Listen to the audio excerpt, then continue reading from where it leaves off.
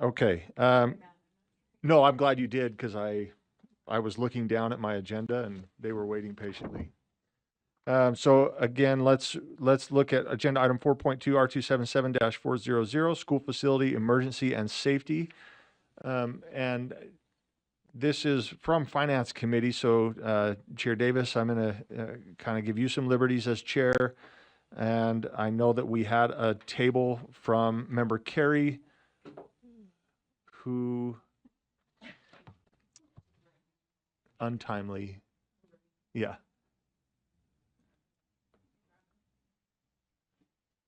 I waited for you to leave, and then I was like, where is he?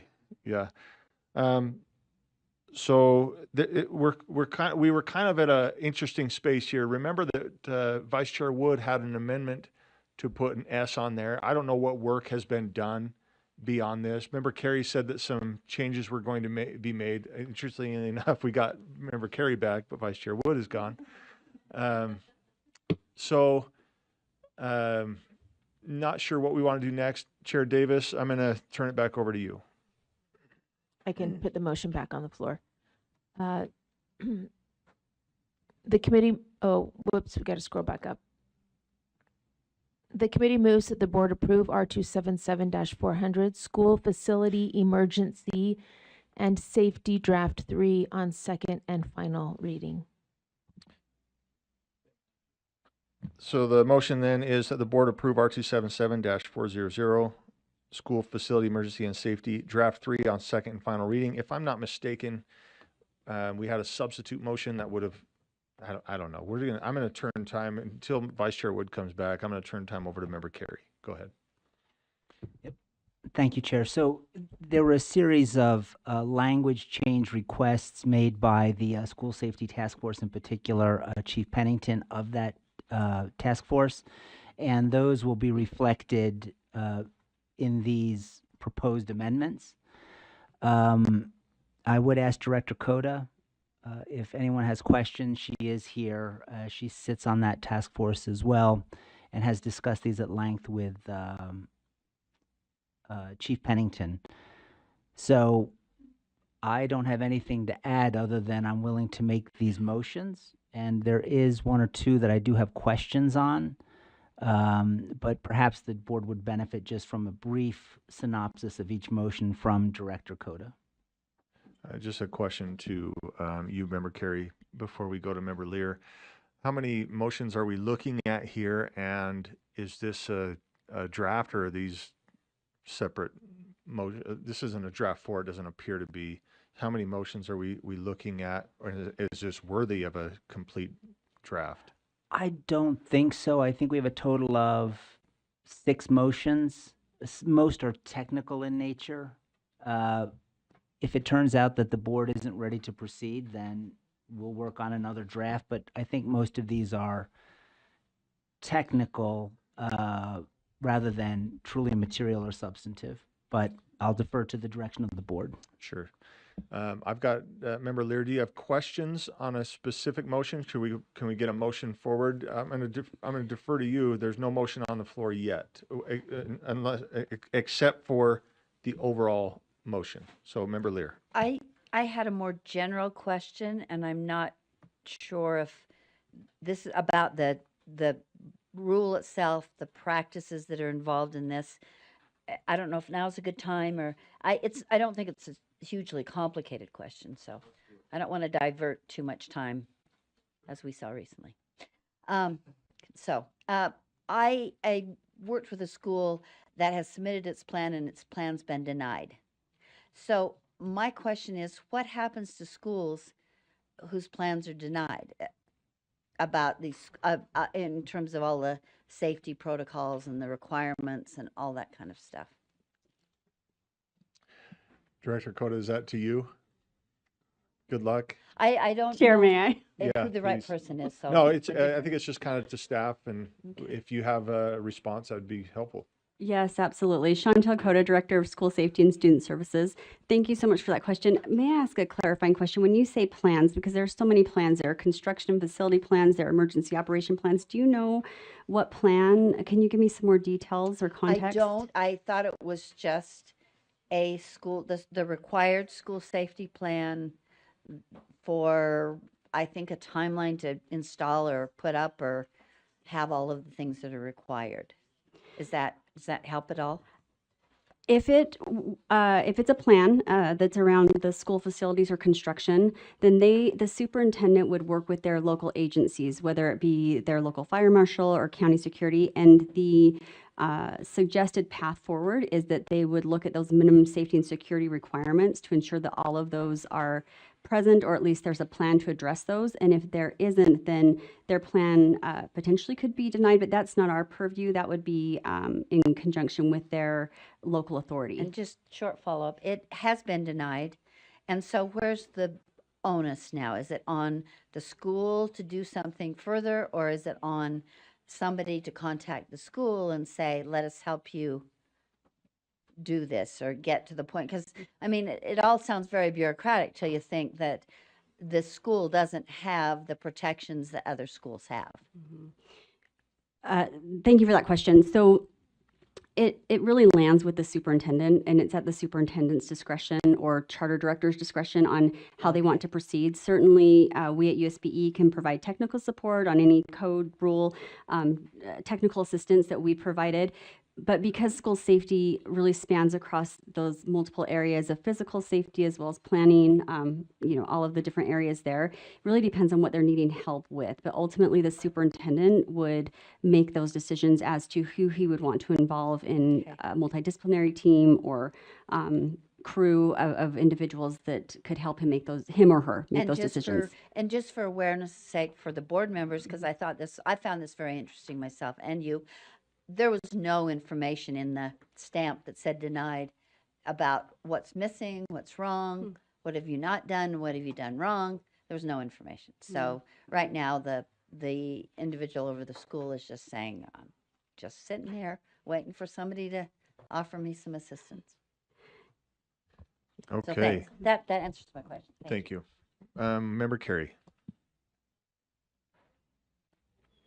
I'm just ready to make the motion and proceed. And with that, I just want to thank Member Lear, and I know Director Cota will address that with Chair Wilcox and Chair Milner, that we should provide more than just a denied application. That seems less than helpful. Thank you. And could I ask, Chair, if it's appropriate, can we report back to the committee on their response to that? Help me understand, sorry.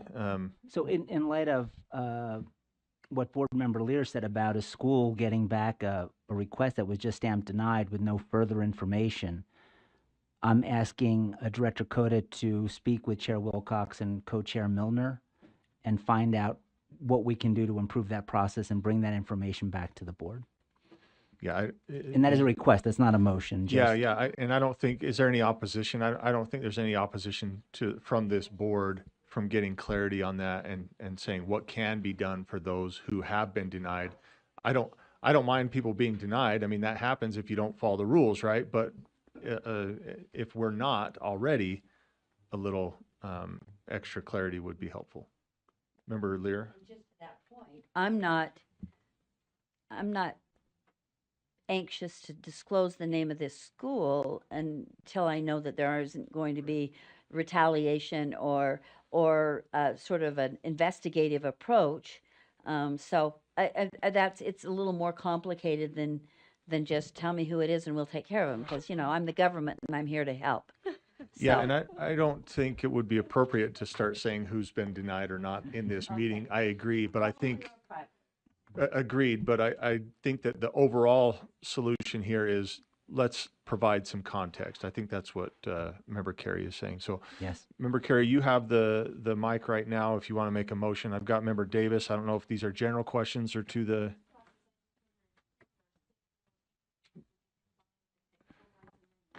Hold on one second. You're asking a process question. Joe, is that okay? I believe that all of these are technical. I have some changes that I am looking to make, but I'm keeping those until after we process these 6. Okay, I just wonder if we should make them in one motion if they're all technical changes instead of 6 different motions. I'll defer and that would whatever you be up to decide. there's no motion made yet, so that would be, People are already, I hear you. finance committee is not so fun today. Okay. I- Yeah, yeah. I would So, just like to, just because the board hasn't seen these, just so they can consider and weigh each one separately, I think would be beneficial. So the first motion is that the board amend draft 3 by adding a new subsection after the current section 11 that reads R277-400-12 compliance timeline for safety and security standards. 1, a school must comply with the incident response method for K through 12 school buildings under section R277-400-3. A, immediately for new school building construction and design projects. B, by school year 2034-2035 for existing school buildings.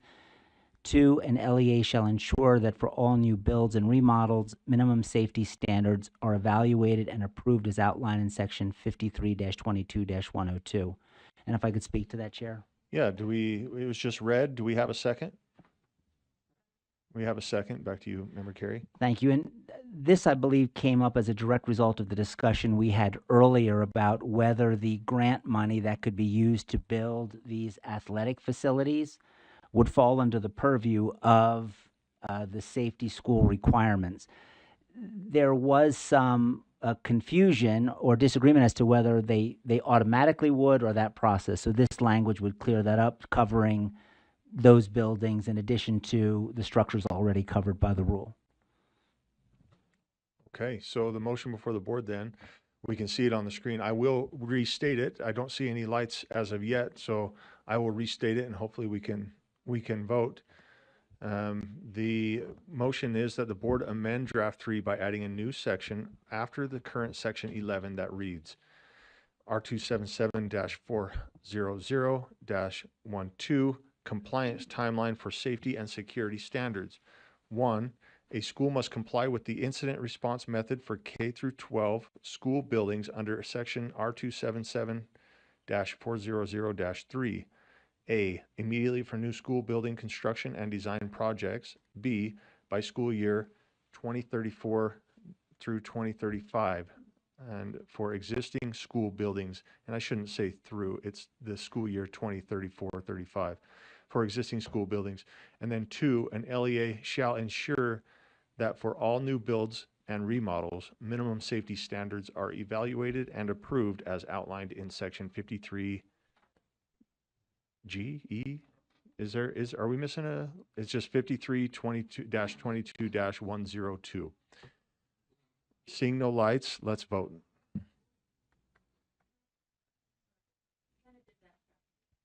That's why I asked for lights before I read it, but you're Well, okay. I'm sorry, when you read it, it prompted a question. Okay, go ahead. Member Bogus. This just sounds very cumbersome.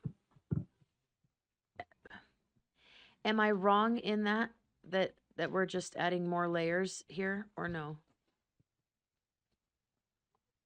Who's that directed to? I've got Scott I'm with a not big certain hand who in the we're back. directing that to. It just seems like an additional layer that, Scott, go ahead. Maybe. Chair, I appreciate the question. I think it's a value add to the board to consider that this particular rule is categorized as a 2, which means that we do not monitor for compliance to this. This is also related to what will be addressed. The OLAG is going to give the school construction audit presentation in ad interim, and this was part of the process. We asked for that audit, so that's fine, for oversight of this. But since it meets the criteria of a category 2, it's just incumbent upon the LEAs to do it. I will not have sufficient manpower to go out there, or sufficient bandwidth, if you will, whatever term you want to use, to ensure that LEAs are meeting these requirements. And therefore, that's why it's a category 2 under your rule for the framework. So does that help answer the question? We have a follow-up, and then we've got Vice Chair Wood and Member Davis. I'm just going to answer with a yes, that does help. So then, if we're not monitoring for it, my question would be, what is its purpose? And maybe that goes to the maker of the motion or to Director Coda. Member Carey? Yeah, I think even though we may not have the resources, it's incumbent for the LEA to execute on the rules that are passed. If we withdrew every rule that we didn't monitor, uh, we have a very thin rule book. But the LEAs are still expected to keep their children safe, keep the students safe, whether we monitor for that or not. So that would be my response. If Director Cote has something to add, defer. Chair, may I add? Yep. Thank you. I agree with Member Carey and Member Bogus. Just to add some more context, one of the things that we're noticing in rule and the way that the process does work, and this goes back to Member Lear's question earlier, is that the superintendent of the school or the charter director is really the one who holds the accountability and the responsibility. The intention of this language is to ensure that they are referring back to those minimum safety and security standards, because they are still new and there's still a lot of questions, and we want to ensure that those are being adhered to so that they don't go into construction or remodel and spend a lot of money needlessly, and then only to conduct a school safety needs assessment and have to go back and make some changes. And so that is the intent of the language add. Thank you. I've got Member Davis, and then Scott, you have additions? Do you have additions to Just one this, or are we thing. going to the next? On this one, sir. Okay, go ahead. Oh, So, Vice Chair. So, to Board Member Carey's point, great point. It's just all about attribution, right? I mean, the board was attributed as not providing sufficient oversight of school construction to begin with in the audit. The cause of that, though, or the effect of that, though, was caused by the fact that we do not have the sufficient bandwidth to oversee it. My concern would be, I completely agree with Board Member Carey, but where the risk is that if an LEA were to do this, and then something, we pray never happens, then the attribution would be likely onto the board for not ensuring that LEAs were doing that. It would just be impossible to do it. So we went to a process, which also wasn't agreed to by the OLAG, of attestation, right? Basically, they fill the SP9 out saying all the permits, all the inspections have been done, and, that wasn't sufficient. That was our internal control. They, disagreed, obviously, saying we lacked the internal controls to sufficiently oversee school construction. So it's the board's rule.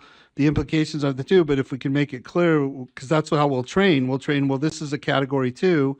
We're not going to monitor you for this, but you own it.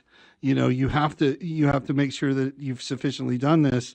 And then I think you'll also hear from LEAs about how difficult it is even for them to ensure that, each one of their schools meets these requirements as well. So I'm not trying to, discount the audit or anything like that. I just want to make sure that because we are operating within the board's rules with the framework and the establishment of that all we can rely on is attestation that the LEA is making these, or is meeting these requirements, if that's acceptable to the board and we're all publicly clear on that. Thank you, sir.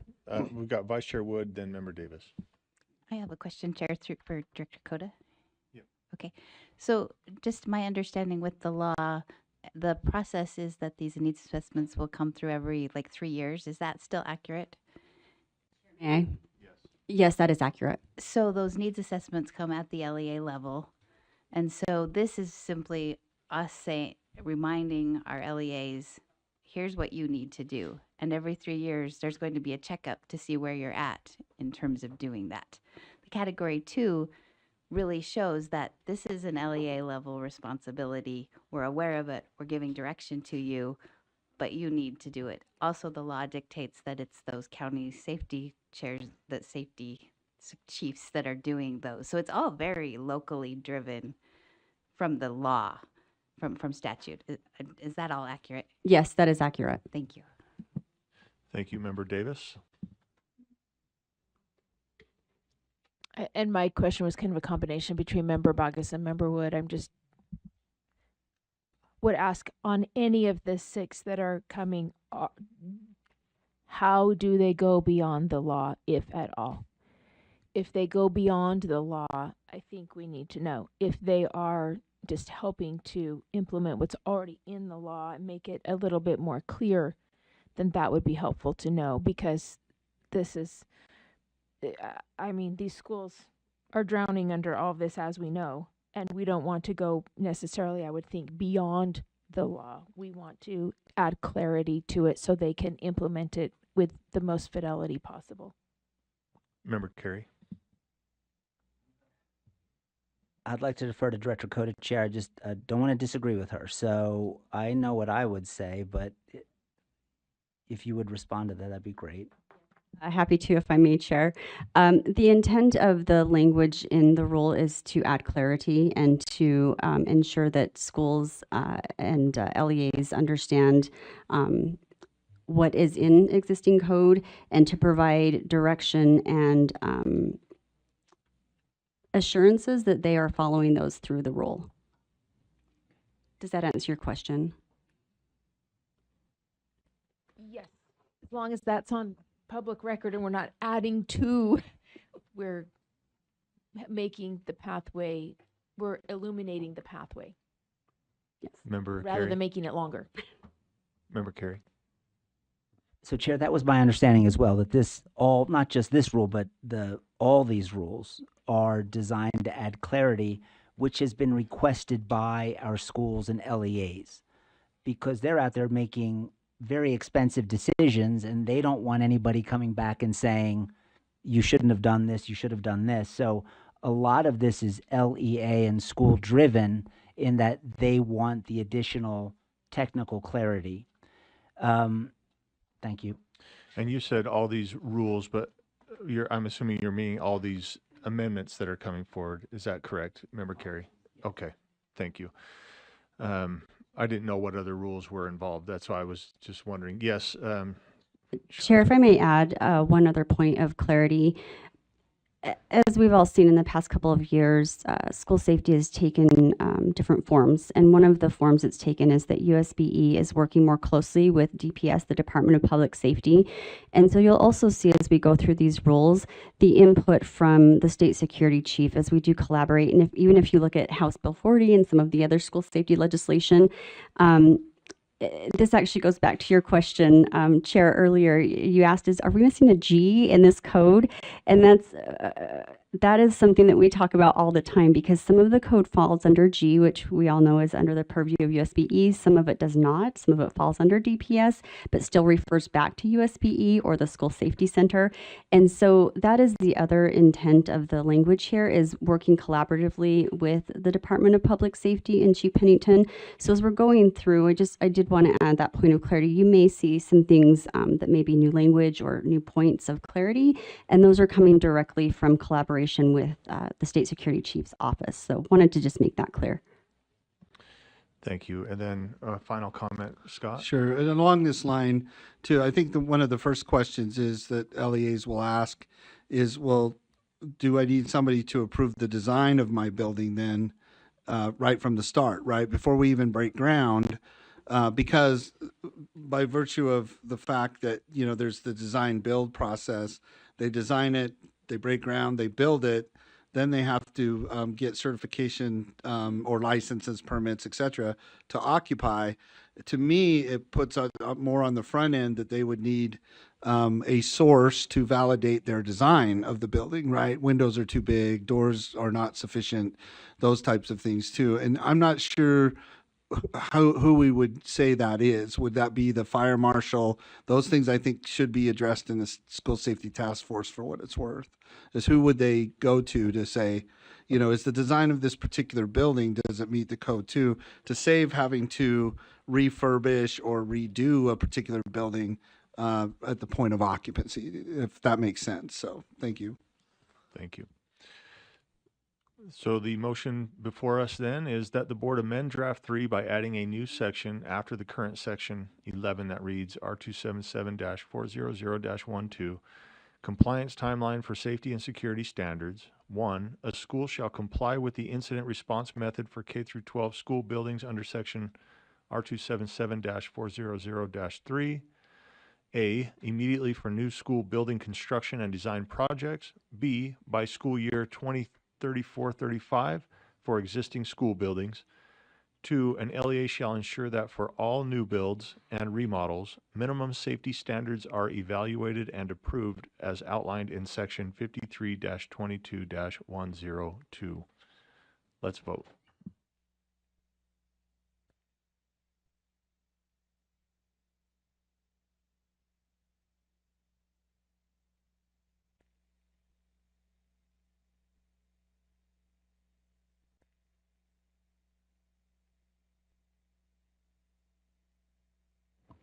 Okay, that motion passes unanimously. We'll go back to Board Member Carey for the next motion.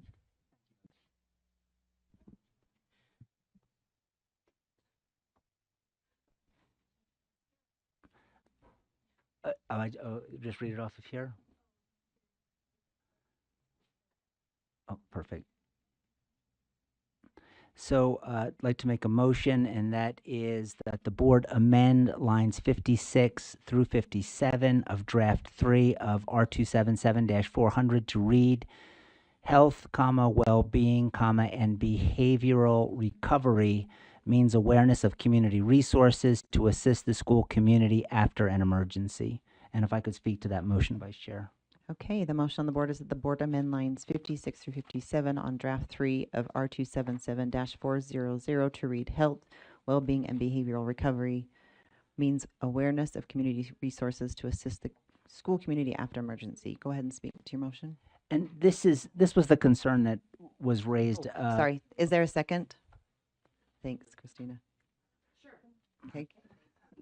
Now speak to the motion. Thank you, Vice Chair.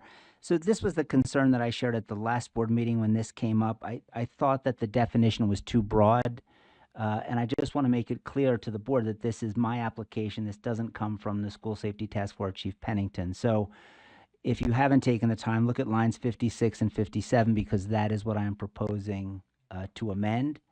And I feel that this keeps the school in the school education lane. I thought the other language was too expansive, and it gave the school almost a role beyond the school community. And I spoke with Director Coda and wanted her assurance that this revised definition was not too narrow and still met the guidelines provided by code and the committee. She assured me that it has, but again, I just wanted to let the committee know this is my application, not from the task force or Chief Pennington. Thank you. Okay, go ahead, Vice Chair Wood. To the sponsor, you use the word awareness as opposed to coordination. If we're looking at this after an emergency and we're going through the different levels where we've had like an earthquake, school's been destroyed, we're coming back. We have the academics, which is getting them back to learning in some way. Then we have the physical, what are we doing about the building? Here is health, well-being, and behavioral. Is there a reason why you chose the was it specific to chose awareness? It's like, just here's what there is as opposed to coordination. Because when you think about after an emergency, a lot of it is coordinating, making sure we're not duplicating resources, making sure that the things that are there are necessary, but not overdone. So just a question, could you clarify why you chose awareness over the coordination? Okay, back to Member Carey. Thank you, Vice Chair, and thank you, Vice Chair Wood. I chose awareness because it does narrow the scope. I don't feel it is the role of the school as an institution or its employees to coordinate the community recovery in this area. I don't think you can get to academic recovery without addressing the health, well-being, and behavioral recovery. So to me, that's just a subsection of that area. The way I read the original language was that it put the school as the chief officer in charge of making sure that all of this happens throughout the entire community. And that's why I went for this language. But absolutely, I agree with you. Without those elements, I don't think we get the academic recovery, the business services recovery. I just thought the language was too expansive. And I also found the language didn't come from statute or code, but was a result of discussions with the health and welfare folks. Yes. So thank you.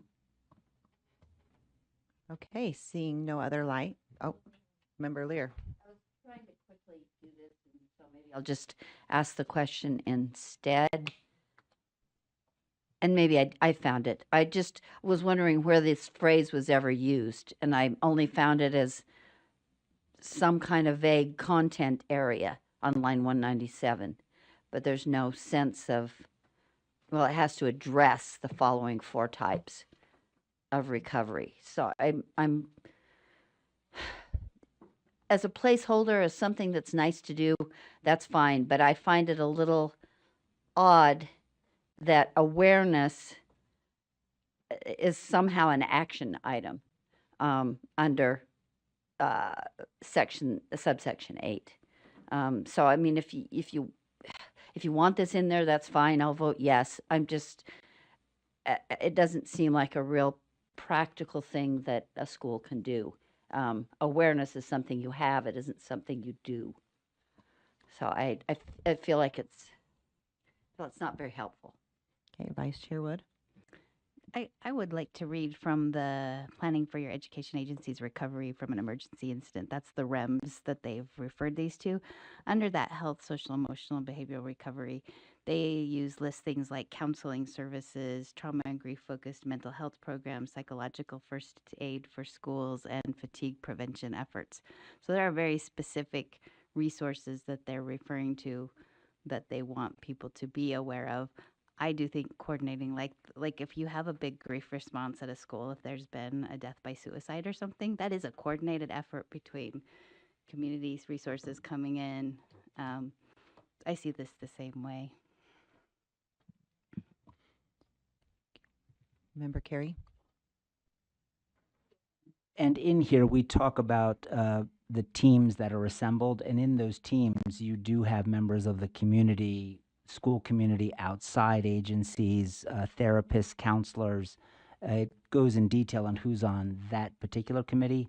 But in terms of this particular recovery definition, again, I think that the role of the school is to focus on getting the school up and running, getting those kids back to where they need to be. And by doing that, I think you benefit the community the most. Okay. Jenny, did you want to say something? Go ahead, Member Earl. No, I'm just kind of going back and forth if there needs to be something like assist or helping in the coordination of versus awareness. But I'm seeing where you're coming from too, Board Member Carey, that they should have the awareness, but we're just not in charge of doing it all, right? And I think that's what you're trying to say. And I would agree with that. I don't know if awareness is a strong enough word. That's where I'm kind of thinking about that too, is whether that actually leads to the action. I think that's where Carol was going. So that was on my mind, but I think I prefer this over the other language that's there though. Okay, seeing no other lights, we will go ahead and move forward with this motion and take a vote. The motion is that the board, can we go back just for 1 second? So are we good to just read that? Okay, that the board amend lines 56 through 57 of draft 3 of R277-400 to read health, well-being, and behavioral recovery means awareness of community resources to assist the school community after an emergency. We'll go ahead and vote.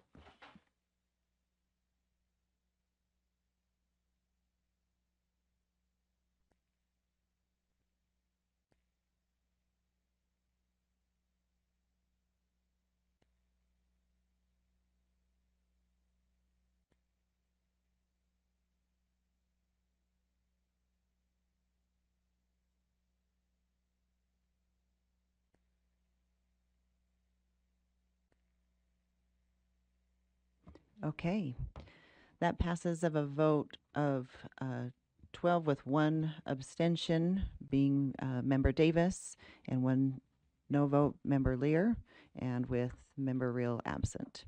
All right, we will go back to Board Member Kelly. Carey. We've only served together for a year, so don't worry about it. We only sat next to each other and in law and license. No. Just like to make a motion, and that motion is that the board amend draft 3 by removing the following portions of lines 47 through 48. The purpose of which is to manage immediate, short-term, and long-term recovery from an emergency incident. That hasn't been seconded. I'll withdraw that motion. No, but no, that matter was addressed, and I don't think it's necessary. Okay, thank you. All right, let's move on. Yep. I'd like to make a motion, and that is that the board amend lines 9 through 17 of draft 3 by adding the following language. 2, the purpose of this rule is to provides a uniform grid-based marking system for all K through 12 school buildings to support emergency response, communication, and rapid identification of interior locations during emergencies. Okay, do I have a second? Would you like to speak to that motion? Vice Chair, if I could, this requires a more technical response, and I would like to defer to Director Coda for a response, if that's okay. Thank you, Director Coda.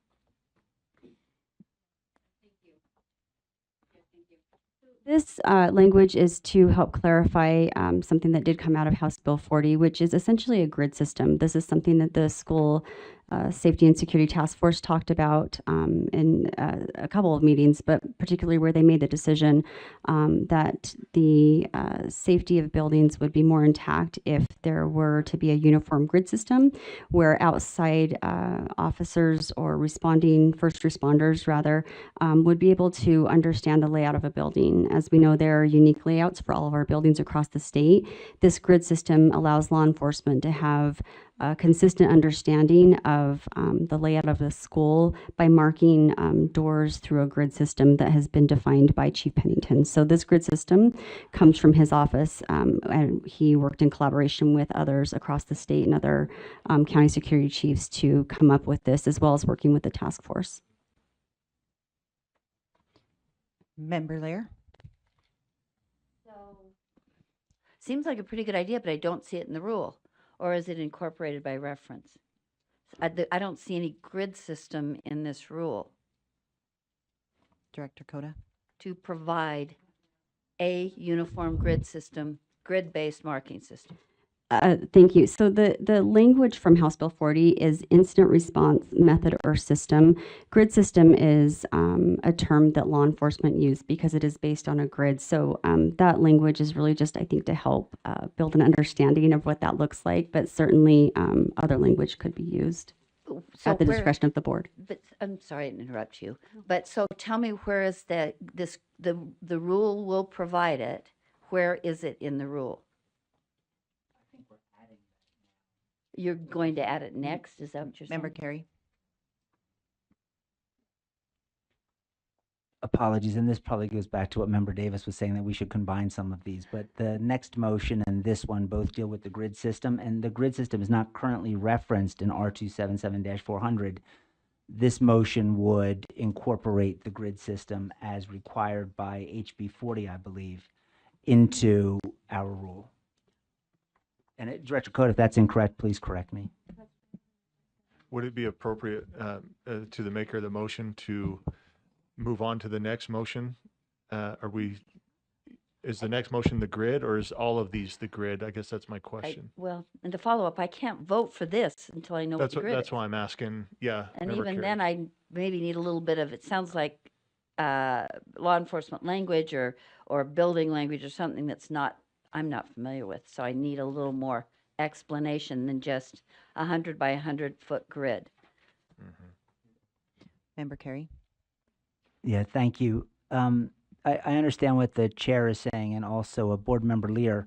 And with the permission of the chair and the body, I could make the motion together, and that may make the most sense. And if I can have unanimous consent, I would just withdraw the current motion and remake my motion, which would incorporate the next two motions together. Is there a second to that? And any opposition? Okay. So I'll make that motion, and then if I could speak to it, I'd like to address Board Member Lear's observation. Go ahead, Chair Clary. And that is that the board amend lines 9 through 17 of draft 3 by adding the following language to the purpose of this rule is to provides a uniform grid-based marking system for all K through 12 school buildings to support emergency response, communication, and rapid identification of interior locations during emergencies. And emergency response method means a standardized interior marking system using a 100 by 100 grid. Quadrant designation means the alphanumeric label assigned to each grid square. Main entrance or address side means the side of the building identified as the official main entry point or side bearing the building's designated address. And then if I could speak to that. Yep. Thank you for the second. Go ahead. You know, so one thing that I've learned by sitting on the task force is that law enforcement loses precious seconds, sometimes minutes, trying to navigate the school building. And the teachers are familiar with it, the students are familiar with it, but when law enforcement arrives, many times they aren't as familiar. And I know the committee and Director Cota can speak to this in much more detail. We looked at several different options of how best to reduce the time it takes law enforcement after they arrive to get to where they need to be. And after looking at several different models, the task force adopted the grid model as being the most efficient and sure way in many respects of getting law enforcement to where they need to be to stop an incident from progressing further, or hopefully to prevent an incident from taking place at all. And on the particulars, with the Vice Chair's permission, I would defer to Director Cota to add to that. Director Cota.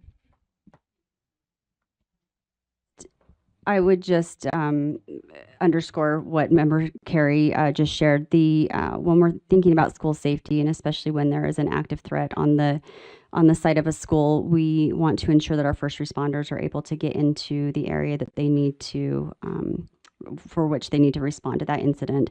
And so this grid system is a solution for that. Thank you. Seeing no other lights. Member Lear? I'm just trying to read this like a school person would read it. And does this mean that the first responders are somewhere in some grand book or program, there's a grid for each school that lays out this? Or does it mean that literally schools are marked up in 100-foot squares? I'm just trying to say, how does this help first responders aside from making us feel better that, oh, there's a plan here? How does it practically work? Yeah, Chantel, I guess that's my question as well for board member clarity. What does this look like in practicality and for schools? What are they making changes, or is this for police awareness? So the application, please. Yes, thank you. These are great questions. And there, as you can probably imagine, there are a lot of accompanying documents that I'm happy to share. Like there is like a map system that Chief Pennington has shared. So the answer to your questions are, it really is both. And so this is a tactical response to an active threat at a building. When first responders are talking to one another, rather than saying, the northwest door or the gym door, things that may be arbitrary at the time, they want to be able to say, meet me at door A, or I need 2 officers at door B, I need 5 officers at door C. And the grid system would allow them to do that, because it's essentially, imagine like a map of a grid that's laid over a building, and then it's identified that those areas are consistent with that grid. So it would likely require schools to identify those those areas in some way, and so there would need to be some technical support on what that looks like. Obviously, working in collaboration with DPS as well. The goal being that the first responders, as well as school officials, are able to communicate. So it also works for school personnel, for example, the principal, to be able to tell officers that are arriving, I need support in quadrant B, or I need help at door C, and it's consistent because the law enforcement, the county security chief, everyone understands what that means and looks like. So the answer is twofold. Yes, there would be technical assistance that schools would need, that we would need to help support with, and it may require markings of buildings in a way that is consistent with this grid system. So can I follow up, Matt? Just, Yeah, follow up. I don't want to belabor this, but I also want to understand it, and I'm still not understanding it. Despite your very good explanation, I'm getting closer. So the first responder would have a laptop and have a map of the building and be able, because despite best efforts, not every building is going to look alike, so, or be facing the same direction or whatever. I'm thinking of the various high schools I'm really familiar with or I've worked in. And so it seems like the first responder is going to have a laptop and can call up Granger High School. Hopefully these are current, by the way, and then be able to communicate with, and this is in an emergency, the school's on fire. The schools aren't usually on fire, right, Sarah? And they're going to communicate as to quadrants A, B. Is that what it's going to look like? Is that what you're saying happens? Thank you for your patience as I work with this microphone as well. That is a great question, Member Lear, and that is what the scenario you've described is exactly what this grid system is built to avoid. Because right now that is what's happening is, an officer goes in, they don't know the school plan, they may not have a map of the school, they don't have their laptop. I mean, they're going in to address the problem. The grid system is a very commonly used tool in law enforcement to be able to identify areas of a building. So if you think about, I think the simplest way, hopefully, to describe it is if you imagine just like a grid that would be kind of placed over the map of the school, that grid would help identify the general area where an officer needs to be. So to your point of saying, would the officer have the map of the school? They likely wouldn't have a map of the school, but they would know in every building or every building where grid B is or grid C is or grid A is, because the way that this grid system is designed is it fits over any building, regardless of what the design of the building is, and officers orient themselves to those particular areas. So they understand, because they use this type of system when responding to stores or malls or different places, how the grid system works. So essentially they're taking this process and applying it to schools as well. They understand, they're trained and adept in understanding what a B marker would be or a C marker or E would be. And so I think the task for us would be helping our school personnel to understand what that would be and look like in their own building as well as they're communicating. Does that answer your question? No, it's but it's all right. It might be partly me. I'm just thinking of at least 500 schools. I mean, we're talking about malls. Okay, there's 3 in a city, especially these days. But we're talking about 500 schools, and suddenly, and that are all facing different directions, and they're all built differently, especially the 120 plus charter schools. Yeah. And yet, there's going to be some generalized grid system that makes sense for first responders who are unfamiliar with schools in many cases, some cases more so. In relation to in I'm relation to this, is the grid, who makes the grid? Is it provided by law enforcement? I mean, I see the application of this, and Carol, because I had the similar question. I'm just going to speak real quick before we move on to other commenters. But I graduated 1998, go Wolverines, Hunter High School, right? And you can't be like, okay, the threat is in G Hall, They do. right? That's not going to be helpful. But if we had a uniform grid that I could just take back to my small charter school of 1,400, put it over a map and say, okay, here's my zones, or what's the language here, right? I need my grid. quadrant. Thank you. Right. At least there's something. So I can see the application here. As long as the grid is the same for every LEA, they just put it over their map and say, okay, here's my quadrants, right? And here's how they're mapped out. And then we have to practice those during our drills as well, so that people are familiar, because you don't want to put this into rule and then all of a sudden an emergency happens and you're like, I don't know, G Hall, I think it's quadrant X, but really nobody really knows. So it will take some practice and some really some serious application by LEAs. So, okay. We'll have to get there, but the comment was it's kind of aspirational. A lot of times this school safety is, I'm going to be honest with you, there is so much involved here that we are just doing what we can. And I think the task force, if I'm missing something, correct me, but I think the task force is just saying, okay, what can we do that will have minimal disruptance, but still provide a quicker response to our first responders.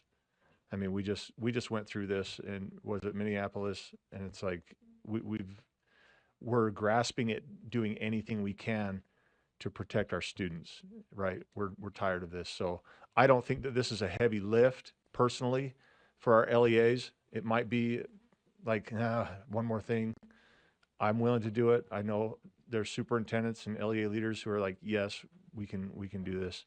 So anyway, I'll step off my soapbox, and we've got Member Green, Member Carey, one of the Member Green, Member Booth, and Member Brinton, and a motion afterwards from Vice Chair Wood. So Member Green. I think Chair Hymas actually started to address part of what I was going to ask. I just want to clarify a couple things. Who would be that person that creates a grid system? Does that require an engineer? If it requires hiring somebody in order to make sure it fits, those specifications, what's the, price tag on that for whom? Is that us? Is it the LEAs? The other thing is maybe addressing Member Lear's concerns. It seems that if this was implemented and it was easy to apply, like a grid system like what he described, I know our schools I'm getting texts all the time for my children's school where law enforcement will be in doing trainings today. Don't be worried. Here's our procedure if it's an actual emergency. The communication is very clear on what's going on. So when you show up at the school and there's 10 police cars, you're not worried. So they are in the buildings doing active training. I would assume that that's district-wide for each school. Anyway, so probably if I could bring it back to the who pays for it, if something needs to be paid for. Is that you, Chantel?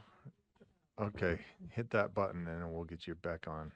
Thank you. And Chair, if I may, thank you for those questions. And I apologize if I wasn't clear. This grid system is uniform across the state. So Chief Pennington has already created this grid system, which goes back to the language that was proposed for the rule, which at your discretion, you may not need that language in the rule. I think the intent was to kind of help this conversation through what that would look like. But the grid system has already been created by Chief Pennington. It's in House Bill 40, lines 1485 and 1486, where it says an LEA shall ensure that they have this, that they physically mark hallways, doorways consistent with the incident response method. And so this is coming directly from that piece. And so the idea was to work with Chief Pennington on that. So the training piece would involve, yes, still going into the schools, and that happens uniquely at different districts and charters, depending on how often they work with law enforcement on training. But in terms of the grid system, that has already been created by Chief Pennington. It is something that is expected to happen at the school level, and the grid will be used uniformly across the state. And so I'm not aware of any fiscal responsibility to the school for that, other than if they need to mark hallways and things, they may need to buy some signage or paint or something of that nature. Member Booth. So I think it's we're getting kind of complicated when it's really, really simple. we know where north, south, east, and west is. If you, and you can change, even it may not be the true north and the true south, but if we start from the main entrance of a building and say that this is A, and if you just progressed around, if I'm making my own grid right now, and we went alphabetically to the left, B, C, D, E, F, G, around the exterior of the building, no matter what shape it is, it would probably be about the middle of the alphabet would be the back of the school directly opposite from the main entrance. And so we kind of know where those letters lie because we know the alphabet. And or maybe it's numbers 1, 2, 3, 4, 5, 6, 7, 8, 9, 10 around the circle from the main entrance. And you're going to just lay that on top. And if I'm saying, say there's 30 numbers between the main entrance until you get clear around the entire thing, at 16, I'm going to be at the very back opposite from the main entrance or something like that. Whatever the grid is they've come on, it works with every single building in terms of a general direction. I'm going to go that direction over there because I know it's that far in the alphabet or that far in the numerical sequence. And so it's not exact. Yeah, we've got weird shaped X buildings and L shapes and going over, but in terms of the direction of this whole complex of the buildings that create this school, we may even have outbuildings, but they're going to be in a certain direction. So this grid, just everybody knows A is at the main entrance and whatever they've designed, but our administrators will be familiar with what it is because they can see the grid as they get it from Chief Pennington. And it's the same across we'll know exactly. You and I could go to any school, and once we knew what the grid was, we could go directly to Z. It'll probably be right next to A. It's the first door to the left as you're going in the main entrance, or to the right. Okay? I don't even know what the grid is, but it's that simple. It's not really complex. Member Brenton. I just have a clarifying question because I'm hearing from one of my superintendents that in some of the districts and his and others, they already have the AEGIX, AEGIX app that coordinates with law enforcement, that they have access to it, and it lays out a grid system already, and they've purchased it with a federal COPS grant for the next 5 years for their district. Is it something, is this a redundancy? Like, is it an extra thing they're going to have to do beyond that, or does this qualify? If I may. So the way that the law reads is that Chief Pennington selects the grid system. That's how it's written in House Bill 40. So the grid system, in order to meet those requirements, would be the one selected by Chief Pennington's office. I haven't seen the AEGIX one, so I can't speak to what theirs looks like. But I can tell you that based on law, it would be the one selected by Chief Pennington. Thank you. Yeah, and the grid is not what's on trial here, right? I mean, that's just law. Chief Pennington has put that before us. We're trying to change the rule to comply with law. That's this discussion here. We have an amendment to add this into the rule to offer clarity. It's happening whether we pass this or not. Quite frankly, it would look a lot better if we did.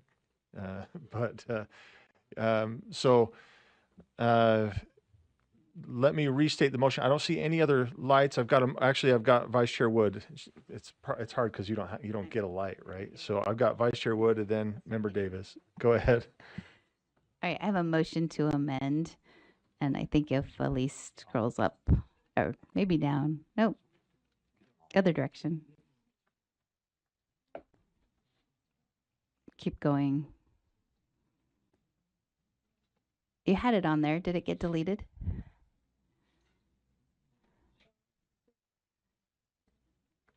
Right there. Okay.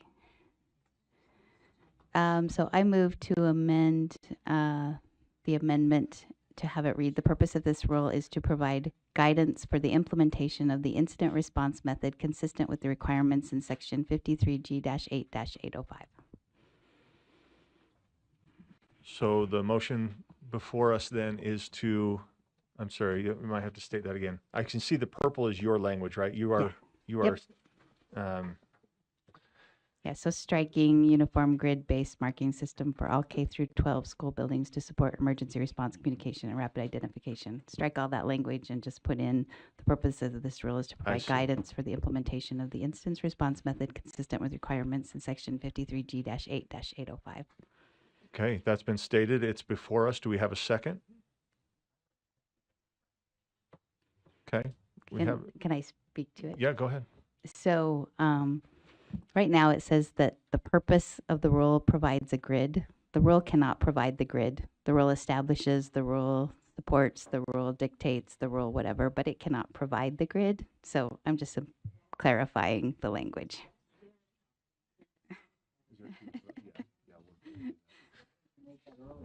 Yeah, I did, but he wouldn't call on me. Sorry. I don't have a light. I knew she was trying to clarify, and I wanted the debate to go on. So, and whoever's controlling this, perfect. Yeah, thank you, Greg. Okay, so again, the motion's been stated, it's been spoken to. I've got Member Davis, then Member Bogus. Member Davis. I just have a local board member on the phone who's just texted saying, just remember in some LEAs, she's like, I got to do 91 buildings and it's time intensive and it's a lot. And that's why I think maybe this is good to add this language to say we're not adding more responsibilities where these are already in code. It's just important publicly to say that. And we feel your concern, local board members that are listening, and we know that we all want to keep kids safe, but we also know that sometimes it feels like a Herculean task with not enough people to do the things. Member Bogus. Thank you, Chair Hymas. I'm concerned about the word guidance. Do we write rules to provide guidance, or do we write rules to provide instructions or standards? Or guidance seems to be a suggestion, and these aren't suggestions. I'm not sure if we have a response. Yes, go ahead. Well, I was debating between requirement or development and guidance was what got picked. So if you'd like to change it to provide requirements for the implementation of the incidents. But How about clarity on? we don't really use the word clarity in the rule either. Well, that might be true, but I would argue that this is not guidance. Okay. And I don't think we should imply that it is guidance. Okay. Member Carey. Carol, assistance, I'm going to go to Member Carey as we guys as think we of pick a different word words. that's better There's than no guidance. motion to change it, so Member Carey, please. No, I just wanted to comment on what Member Davis said, which is I think because we have so many schools, one uniform system to allow a first responder to arrive and just say generally, to Board Member Booth's point, this is where A is, so I have a good idea of where D is going to be or Z is going to be. And so I think hopefully in the end it simplifies it, but thank you. Thank you. Member Bogus. Motion. I move to strike the word guidance and insert the word assistance. There's a motion to strike guidance and replace with assistance. Is there a second? There's a second. Okay. Oh, this is an amendment on the amendment already. So, sorry. Dang it. No. So let's go ahead and vote on this one. And the motion then is to amend the amendment under section 2, that where it says the purpose of this rule is to, and then the language would read, provide guidance for the implementation of the incident response method consistent with the requirements in section 53G-8-805. Seeing no lights, let's vote.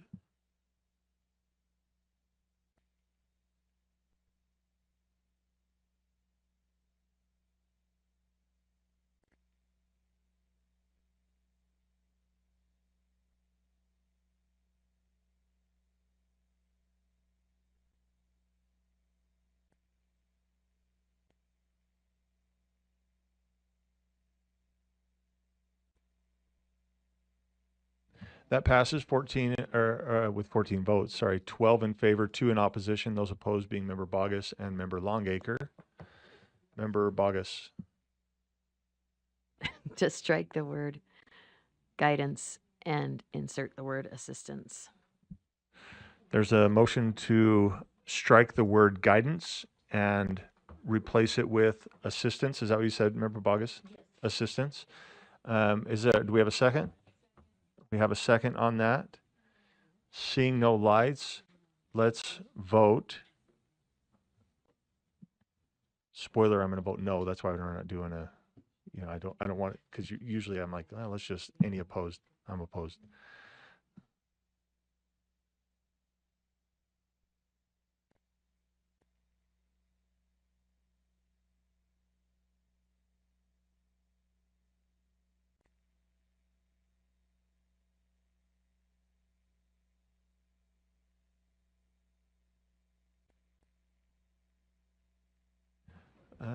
One more? Oh, remember Earl stepped out. Okay.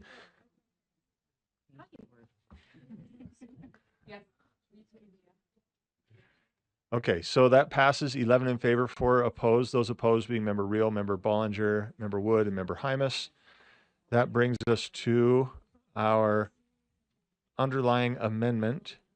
And let's see if I can get that. Okay. Let's see if we can get, and these are, okay, thank you for changing that. And we'll get, we need one motion. I'm on the main amendment that Member Carey made that was combined. We need to take those 3 things. Yeah. Okay. We need to take those 3 and move them with the one revision. No.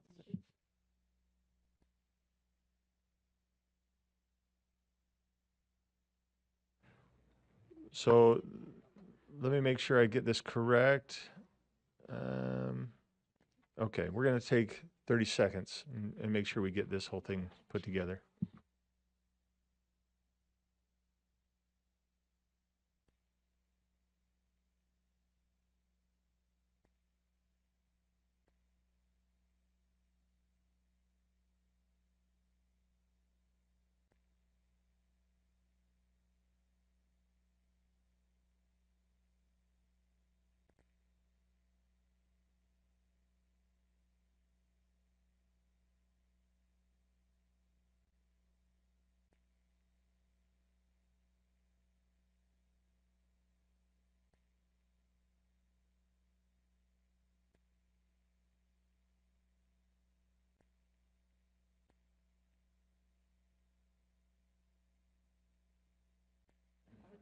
Because that's why we combined them.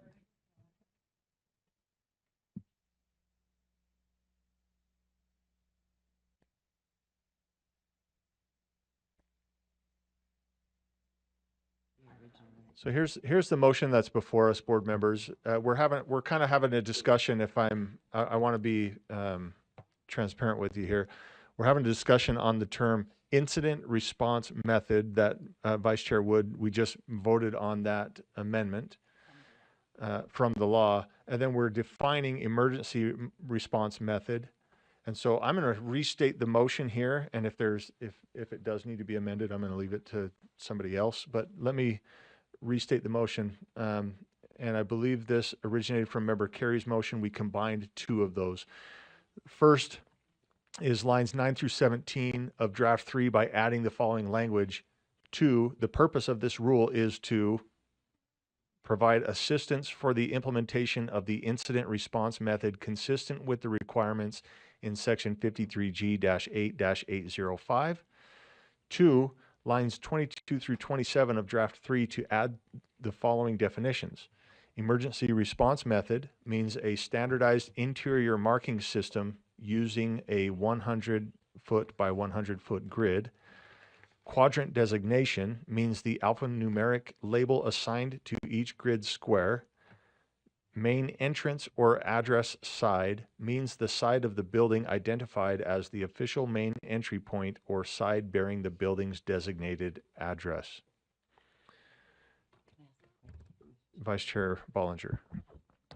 Chair, if I may, maybe to Director Dakota, when we talk about instant response method in the original part of this motion, was that supposed to be emergency response method? Or does this still clarify what's expected? That's one of the reasons why we combined them, because we felt like there needed to be a definition for it. But now the language has changed, so I'm just curious. Thank you for that question. The language in House Bill 40 is a little bit inconsistent as well. And so we at the School Safety Center, that's why we are adhering to lines 1485 and 1486, which says physically mark all hallways and doorways consistent with the incident response method. So that is the terminology, and that is where that came from. So to your question, this does seem to match with the intent. And I would suggest, since we are citing code on that, that we leave it as incident response. So do we need to change the definition, or is emergency response still used throughout the rule? And do we have freedoms if they're inconsistent? We can be inconsistent. Is that fair? Chantel, go ahead. So throughout this rule, we do refer to emergency response as well, and that is more in reference to like an emergency operations plan, looking at the entire process of emergency response. So that's the differentiation. So when we're thinking about emergency response, there we're discussing items such as the emergency response planning, some of the things that we talked about earlier. The grid system, I think it's important to distinguish through the language that you've identified here through the amendment. So just for clarity, and I don't mean to have a back and forth between the two of us, we'll just pretend like these guys aren't here. This definition then would probably fit better as an incident response because it's referring to the verbiage in the code. Is that correct?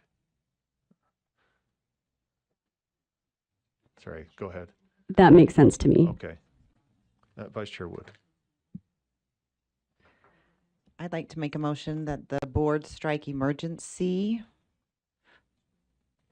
and in the definitions and replace with incident. So then it would read incident response method. We have a second? Second. Seeing no lights for questions, is there any opposition to this?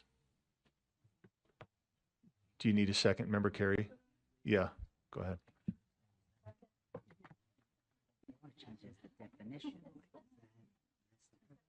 The definition for the incident. My understanding is that they just want to change the incident response command to align to Can we just this. confirm that, and then if Sure. that's what's happening, then we agree to it? Yeah, Okay. yeah. Thank you. Do you mind doing that directly? Sure. Just if add it you- with a clarification. Sure.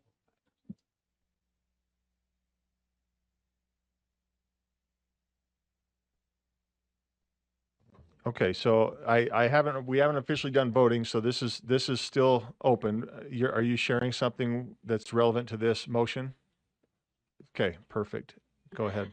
Yes, thank you, Chair. And confirming with Chair Carey, just wanting to ensure that we're all on the same page. The definition that we're speaking about is the incident response method definition.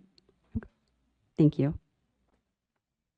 Okay, so I'd ask again without taking a process vote. Is there any opposition to changing emergency response method to incident response method? Seeing none, let's make that change. Okay, let's move on then. That amendment passes. Or no, we need to vote on the amendment then. So let me restate, and then we'll vote on the overall amendment. So again, the motion is that the board amend lines 9 through 17 of draft 3 by adding the following language. 2, the purpose of this rule is to provide assistance for the implementation of the incident response method consistent with the requirements in section 53G-8-805.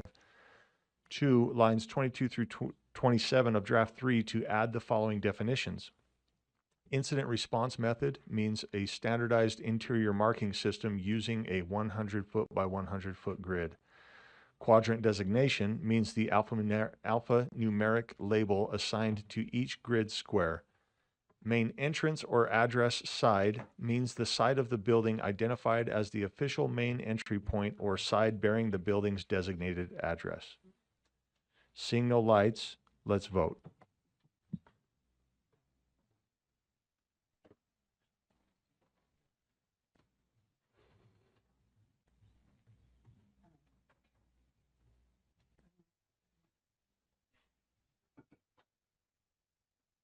That passes unanimously. Are we back to our main motion? Or we have any other? Is there one more? So, Member Carey. I think there's one more motion. Other way.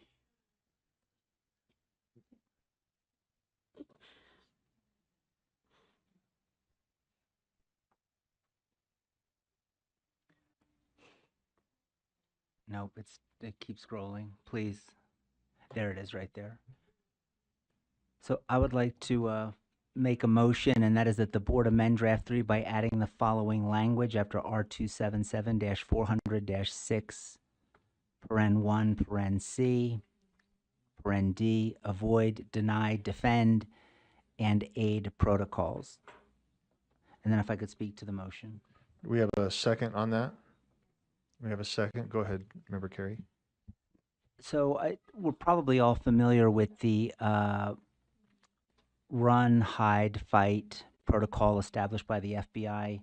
And Director Cota and I had a good discussion on this protocol because the one I'm most familiar with is the run, fight, hide. This seems to be, not seems to be, it's just very different from that. And I wanted to make sure that this moving in this direction was something that the school safety community, not here in Utah, but nationally, this was the direction that they were moving in because I had never heard of this particular protocol. And it's my understanding that, and I can understand the reason maybe you don't want to get into too much detail, but schools are moving away from that run, fight, hide because of some deficiencies that are coming to light. But I just wanted to ask Director Cota if you could provide the board with insight into why we're adopting this standard versus the established FBI standard. Thank you, Chair. Yes, please. Chantel, go ahead. Thank you so much, and thank you for that question. So avoid, deny, defend is the preferred method by Chief Pennington in his office. And the reason for that is because of information that he's received on the national trend of moving towards avoid, deny, defend. He and I were on the phone earlier today, and he was sharing some data about colleges and universities even moving towards that, and even shared that he's working with Chief Squires and some of our local universities to move in that direction and train in that. He has expressed to me that he feels this is more beneficial for students and staff in schools because of many reasons, but primarily one that he comes back to is the idea of deny in this protocol. So with run, hide, fight, one of the protocols there is to hide. And what has been learned by looking at active shooter situations across the nation is that when individuals simply hide, it can put them at more risk because they can be shot or hurt through the thing that they're hiding behind, the desks or even the walls or so forth. Whereas deny really in this sense opens it up more to maybe barricading a door, denying access to the space where students or staff may be. He feels that this is much more effective, and he has used some anecdotal references with me to back that up in terms of shootings that have happened across the nation where I believe it was I don't want to quote the wrong school, so I won't, but there was a school that he referenced that was able to barricade the doors to the classroom, and they had a high survival rate at that school. So, as an example, he also chooses this one because it allows the avoid piece of it as well. And in his perception, being able to avoid the danger is a human right for everyone to avoid danger. And he doesn't feel that is addressed in the other model adequately. He feels it is addressed in this model.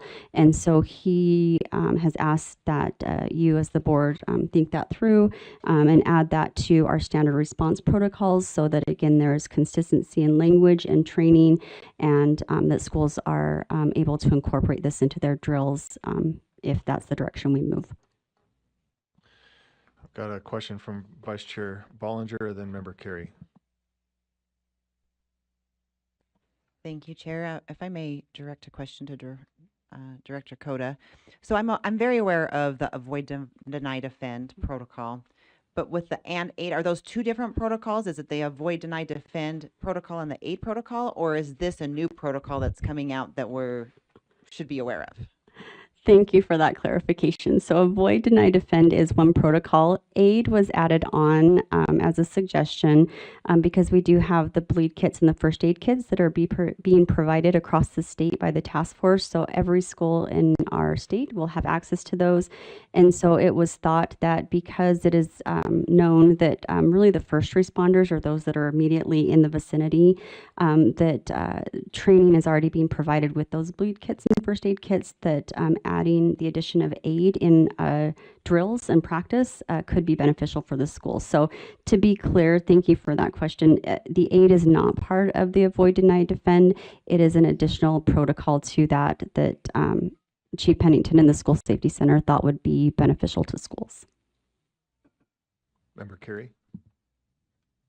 Thank you, Chair. And I was going to go in that same direction. One of the reasons I really like this protocol is that it does include that provision of aid. And I think that is really important when we look at the statistics and the numbers of individuals, of school children who could survive had aid been rendered sooner.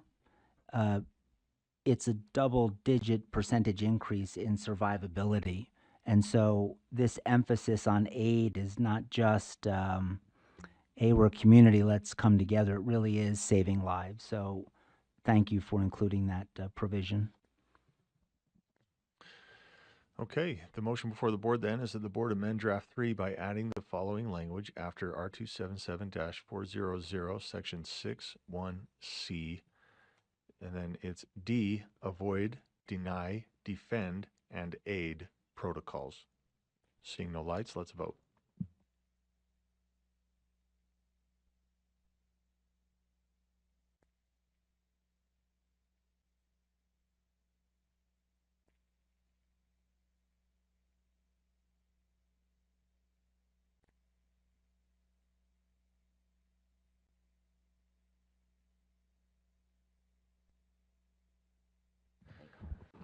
That passes unanimously. Thank you. Seeing no other lights, let's get the original motion up. Oh, I actually have Vice Chair Bollinger. Sorry, go ahead, Vice Chair. If we can slide clear back up to right before we went to lunch. Elise, go ahead. Thank you, Chair. I think we might have skipped a motion. I don't know if we wanted to do it. It was more details about the grid system, the incident. So there were 3 total motions about the incident response method. And we got the definitions, we got the purpose statement, but we did not get the bulk of this highlighted portion. I believe. I could be wrong. Well, we scrolled to it and we asked, I know it was, we asked Member Carey, and I don't know if it was sufficient with the other one. Honestly, I don't know. Member Carey, what are your thoughts on this? Apologies, I thought that was combined into the motion, but you're right, it was never read.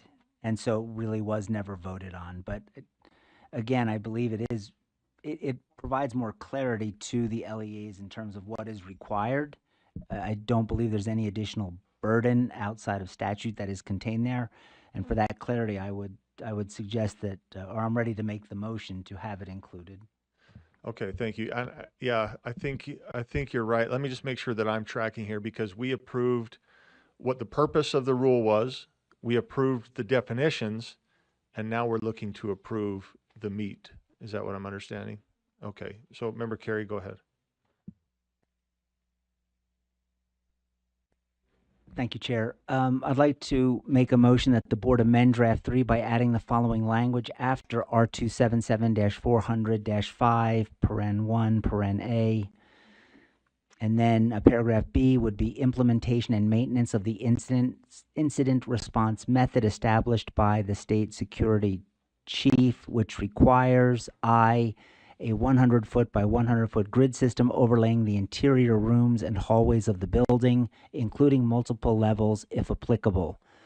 I, beginning the grid with quadrant A1, located at the bottom left corner of the building footprint when viewed from the main entrance or address side. I, aligning row A with the main entrance or address side of the building, and continue designation sequentially across each row, paren A1, A2, A3, and paren and upwards by rows, paren B1, B2, B3, and paren. Roman numeral 4, ensuring the interior room and hallway being clearly marked with its assigned quadrant designation in a manner visible to building occupants and emergency responders, and Roman numeral 5, markings being maintained and remaining legible at all times. The motion has been stated. Do we have a second? Back to you, Member Carey, to speak to this, or okay? Okay. Member Green? I might be a little redundant. I just want to make sure that it is possible for schools to do this. I know it is. I'm just again wondering who helps them with that. Is it the chief officer that does this? That he comes to? Is he going to have to be coming to every single school in the state of Utah to approve this? Like, what's the line of command in order to make this a reality?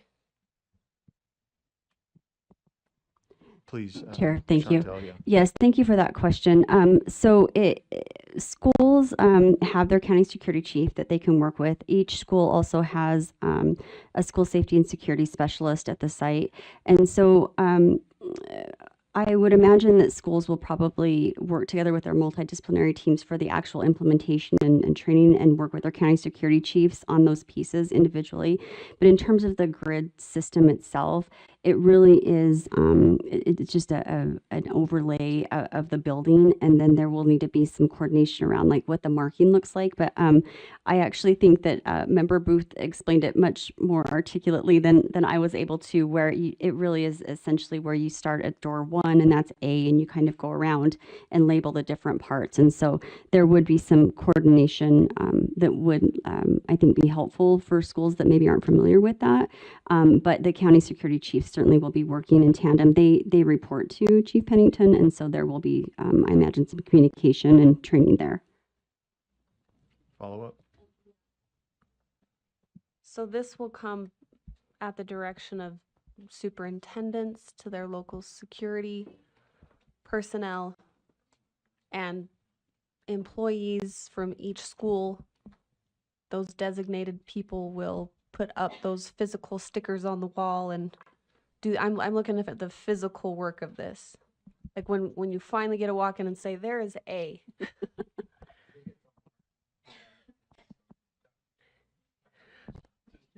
I just want to make sure that our LEAs, and I only say this in reference to talking to schools that have been addressing updating their security, and they had done all the windows, and then there was a tweak, and then they had to be in this place where they had to redo all the windows, and who's going to pay for that when they let out on being the first to get it done, and then it was changed, and it has consequences. It has financial consequences. So I just want to make sure that they will have support They will know who does what, and that's organized in a manner for them already. I'm assuming it is, because I guess we'll vote for something that would say, yeah, have fun. So do we feel like those steps are in place? Yes, please. Hold on. There you go. Thank you. What I can share is the ask was that the board take some direction on this, and now that you have, we will continue working with Chief Pennington and his staff along with the School Safety Center to provide any technical assistance that schools may need. But to answer your original question, the physical work would really be at the discretion of the superintendent and who he assigns at each building to oversee that. We would leave that more to local control because they know their resources more effectively than we would. But in terms of the technical support, I will be taking this conversation back to Chief Pennington and also the School Safety Center to find out what we need to do to offer support to schools, whether it be, if you're not aware, we have a school safety playbook and we update that annually with all of the different requirements. And so once this large tome of a bill or rule rather is finalized by you all as board members, then we will use that direction to provide technical assistance as you see fit. And certainly if you have schools that are reaching out or you would like something added for technical assistance or support, we will happily collaborate with Chief Pennington's office to make sure that they get that. One more follow-up. Is there a difference between technical assistance and financial assistance with this ask? And I'm asking is what financial assistance do we anticipate they will need to do this? Mm-hmm.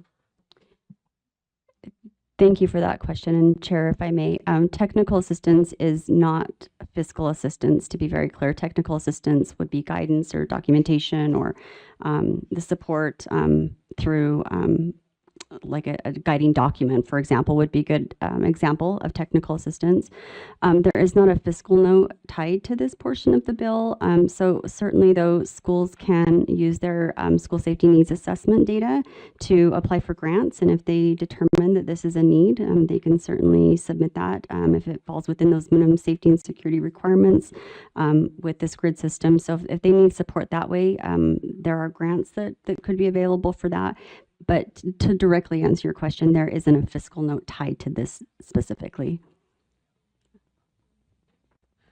Member Reel. Thanks, Chair. I see nothing wrong with this motion, and the rule looks great to me because I know Member Carey and Director Coda and everyone has worked really hard to get this right. And I think what I'm gauging today is kind of the board is reflecting a lot of the anxiety that our LEAs are feeling over this massive bill with a lot of requirements. And I know that our rule will be helpful for our schools and our LEAs to be able to implement these things, but I think it shows how much work and the burden, the cost burdens that come with implementing a lot of these safety issues. And it's also a sensitive topic to talk about, and a lot of folks are scared, especially when you watch the news. And obviously from my perspective, I think there's a lot of things that we could be doing in government to stop a lot of those, but I won't get into that. I was going to say that as having worked in public safety as a core public safety representative at 2 USHE institutions since 2007, it's really hard to plan for incidents. And I think that we're doing a great job of trying to cover everything, but at the same time, there is a major pressure to try and beat these timelines, and there's not a lot of funding. And so I think what we're seeing today when we're working through this rule is just kind of a reflection of how all of our LEAs, I'm sure we've all heard from some of our schools about how difficult this has been to implement and some of the troubles that Member Lear was talking about earlier as well. And so I just wanted to say I appreciate the work that Member Carey is doing, and I'm glad that he's on that task force and working really hard, and Director Coda and everyone there. But I think that I hope that those that are writing the legislation or funding this are really considering the burden, although it is never a burden to keep kids safe. And I want to make that very clear. I care deeply about keeping kids safe, that there is a major burden being placed on resources for our LEAs across the state with a lot of these requirements. So I just wanted to say that today. Thanks. Thank you. Member Lear. In response to how voluminous this rule is becoming, I can't remember. Is there a technical assistance manual? Is there something like we have for driver's ed and special ed? And might that be a better idea than just keep expanding the rule and expanding the rule? Then the manual can be changed. It's more accessible, usually online. It's more in terms that school people understand. And then the manual can be updated as necessary. Is there something like that exists and I'm forgetting? Please. I guess it's just Thank you, Chair, and thank you for that question, Member Lear.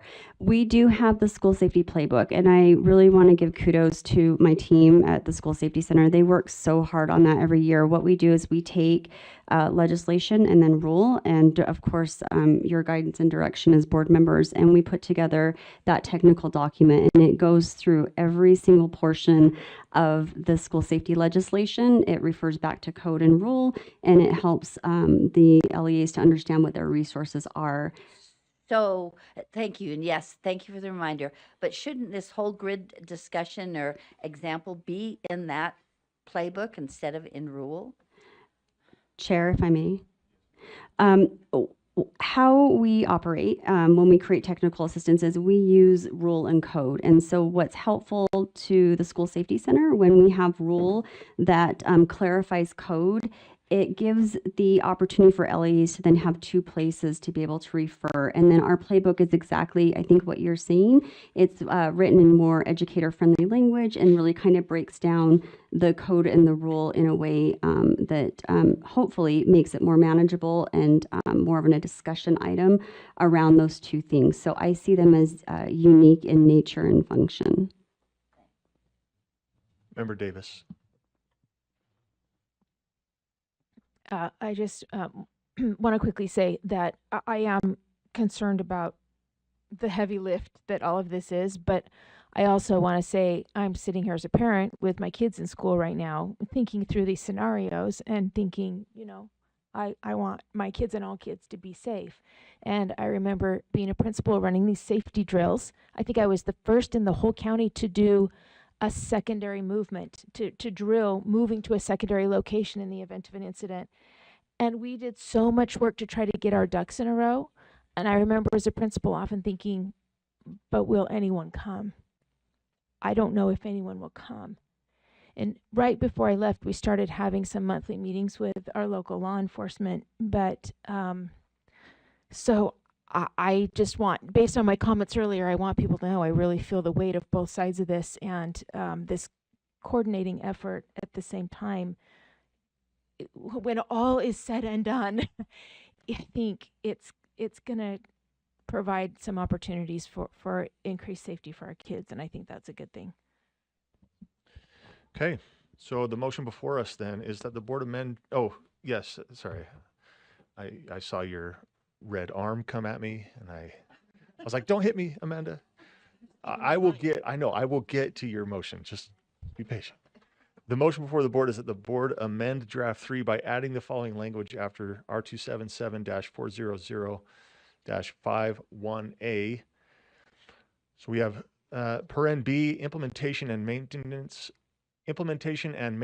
of the incident response method established by the state security chief, which requires a 100-foot by 100-foot grid system overlaying the interior rooms and hallways of the building, including multiple levels of application. I, beginning the grid with quadrant A1 located at the bottom left corner of the building footprint when viewed from the main entrance or address side. I, aligning row A with the main entrance or address side of the building and continued designations sequentially across each row, paren A1, A2, A3, close paren, and upward by rows, paren B1, B2, B3, close paren. Roman numeral 4, ensuring the interior room and hallway being clearly marked with its assigned quadrant designation in a manner visible to building occupants and emergency responders. And Roman numeral 5, markings being maintained and remaining legible at all times. Seeing no other lights, Member Carey, I'm going to put you on the spot. Are you discussing this motion? Okay, let's go ahead and vote then.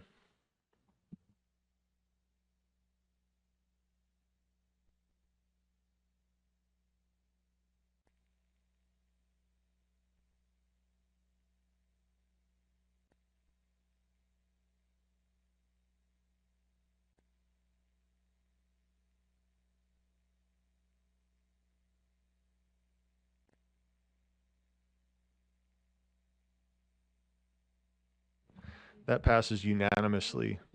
Thank you, board members. Vice Chair Bollinger. Thank you, Chair. If we can go back to the motion that we made before lunch, that would be appreciated.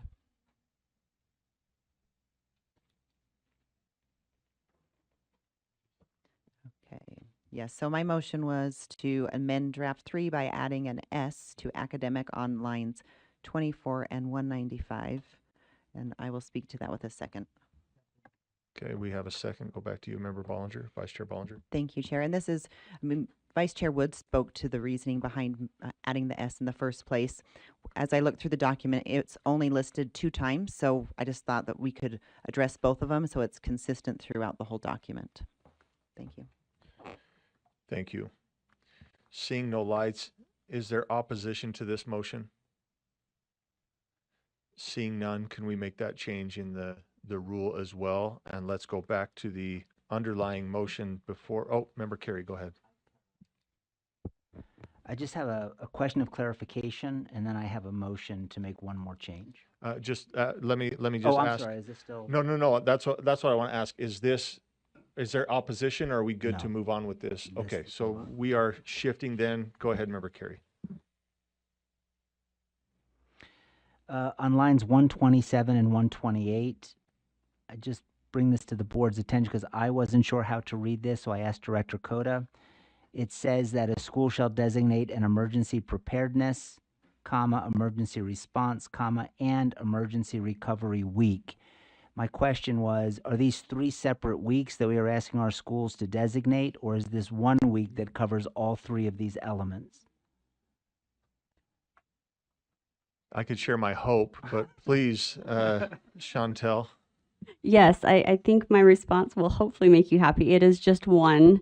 It's just the way the title was written. Okay. And I would, I don't know if we can, but it may be some clarification there, and I don't know if that's technical or not, but I'm not going to make the motion. Just want to put it on the record that this is 1 week. And then my other question is to line 133 and 134. It says a school's emergency response plan shall include procedures to notify students to the extent practicable who are off campus at the time of a school violence emergency. Why are we just notifying the students if there's an act of violence that's taking place at the school? Wouldn't it be better protocol, in addition to the students, because I can understand you don't want them coming to the school, but is there any reason why we're not also doing our best, using the same language, to the extent practicable, to notify parents? I'm sorry, Chair, there's no motion, but her answer will determine whether or not I make the motion. Sure. I was going to say, don't hit that button, but it's all right. We'll get you back on. There you go. You're back. Thank you so much. I'll get this down. I promise. I'll come in and practice when nobody's here. Thank you for that question, Board Member Carey. I think that your point is valid in that parents should be notified. I believe that it wasn't noted specifically because there are other areas in the emergency operations plans where, mass notifications go out to parents. I think the intent of this language was because students weren't part of that communication piece. And so students were then, added to this to highlight, hey, students that are of age and can be notified should know, don't come on campus or stay away. With that information, I don't think that it places a burden or any, I think additional awareness is always a positive thing when it comes to school safety. So I think whatever your direction is to ensure that we're notifying parents would be wise. And Member Carey, Vice Chair Bollinger, we both kind of went straight to the law that it was, and I don't know if you checked that already, but Vice Chair Bollinger has some language. Thank you, Chair. Yeah, if we look in section 20 V, it does say that word for word. It says includes procedures to notify a student who is off campus at the time of a school violence emergency, and then it elaborates on it a little bit, but I think that language comes straight from code.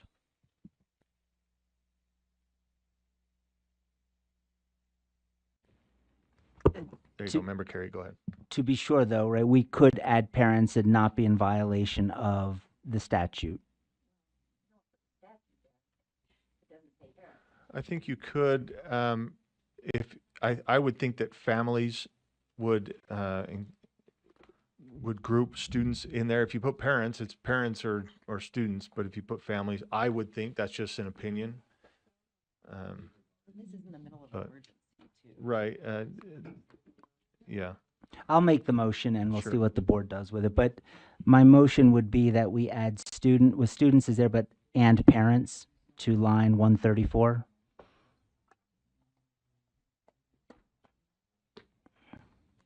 So there's a motion to include on line, 134 to notify, so it would say students and parents to the extent practicable who are off campus at the time of school violence. Is that correct, Member Carey? Yes. So you want to add and parents. Okay.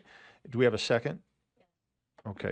Any, well, back to you to speak to that. Yes. And I would just say that, we use the word parents as a general, it's my understanding, as a general provision to include guardians, legal guardians. So I don't want anyone to think they're being excluded, but parents by definition includes those individuals as well. Thank you, Chair.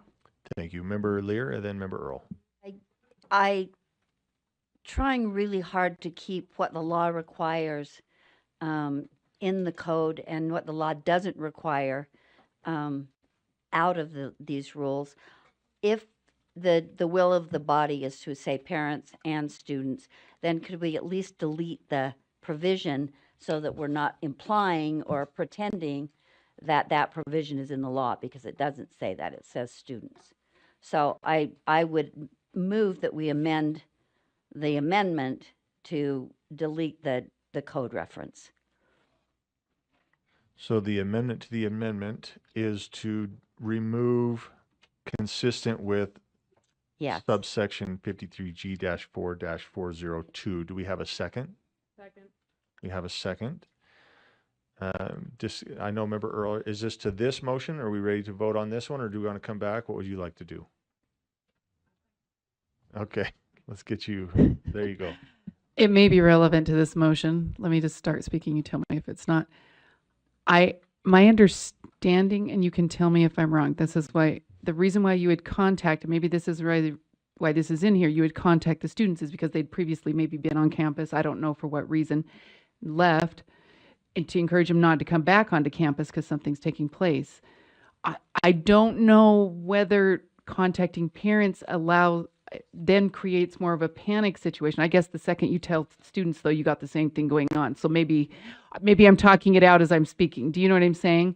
I just didn't know if there was a specific reason why it was just students, and maybe, like I said, the second students know, everybody knows. So maybe it's just getting accurate information out. So thank you for letting me talk that through.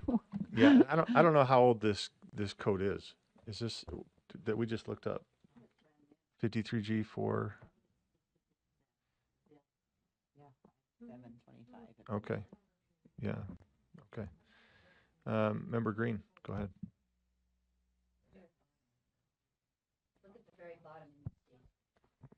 Okay, so the way that I read it right now, it makes more sense to me to leave it as it is because it does communicate for students that have left the building for seminary, for a college class, for a tech class, like whatever it is that would take them off campus.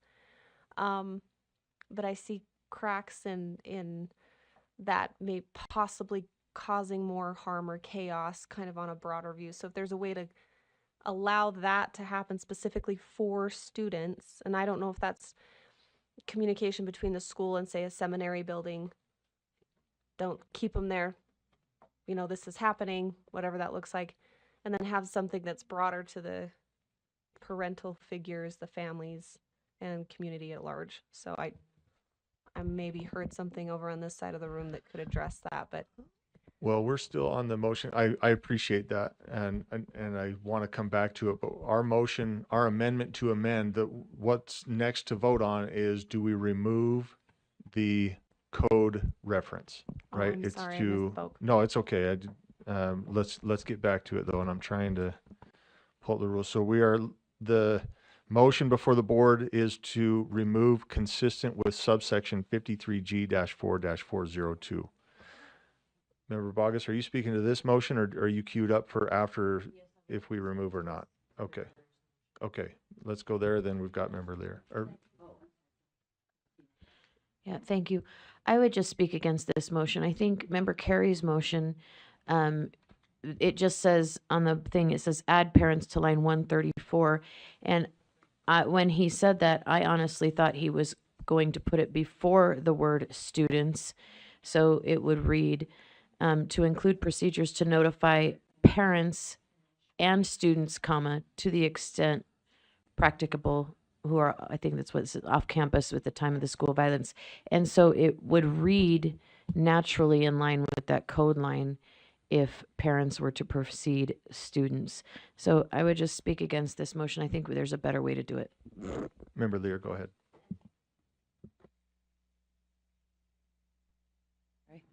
And to that point, that technically is fine, and if that's the way it reads, I'm okay. I'm just trying to stay consistent with what the code actually says. It doesn't say parents in that section, especially when it's brought down to where it really is addressed. So I think we ought to be true to the code, and you can read what you just, if you put parents first, then you can do that.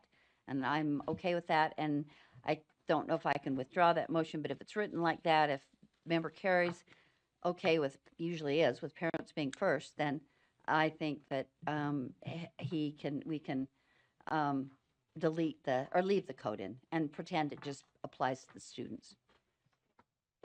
Member Davis, speaking on removing the code or putting parents in? Which one? Okay, I know. Well, I'm trying. Go ahead. If we leave it in and it doesn't reflect the code, I say take out the code. But my question is, if we put it in, is there any reason that we shouldn't put it in because of a phase, like in this initial phase of an incident response? Because I've been told as a parent, and when we have an incident, we have the police put on their websites, parents do not call.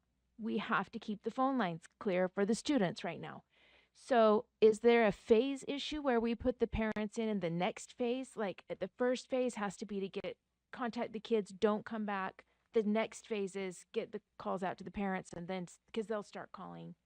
Is that an issue in this at all? Why the students were in this phase and not the parents? And do the parents come in another phase?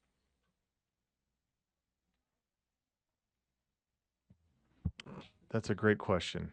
Member Earl. Yeah, after reviewing the code, it's and I think maybe we could add a second piece to this, but this piece is intended for those students that have been there at the school. It says participating in school-related activity or excused from school for a period of time during the school day. So it's an immediate notification for students. So I don't know if there's something we need to clarify there, but we reference the code. So I just think it's trying to keep the immediacy, right? Yeah. So there's been a request to pull up the code on the screen.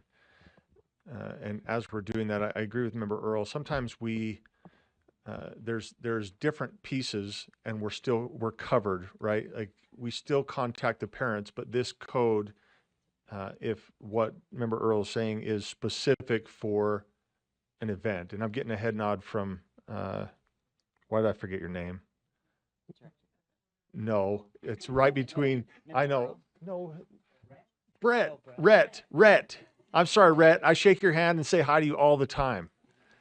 He's shaking his head, right? And so I know that's not official staff communication, right? But I wonder if we're taking something that's meant for something and then we're trying to solve all the problems within that one space. And so here's the code right here, as Vice Chair Bollinger mentioned. This is 20, subsection 20B, Roman numeral 5.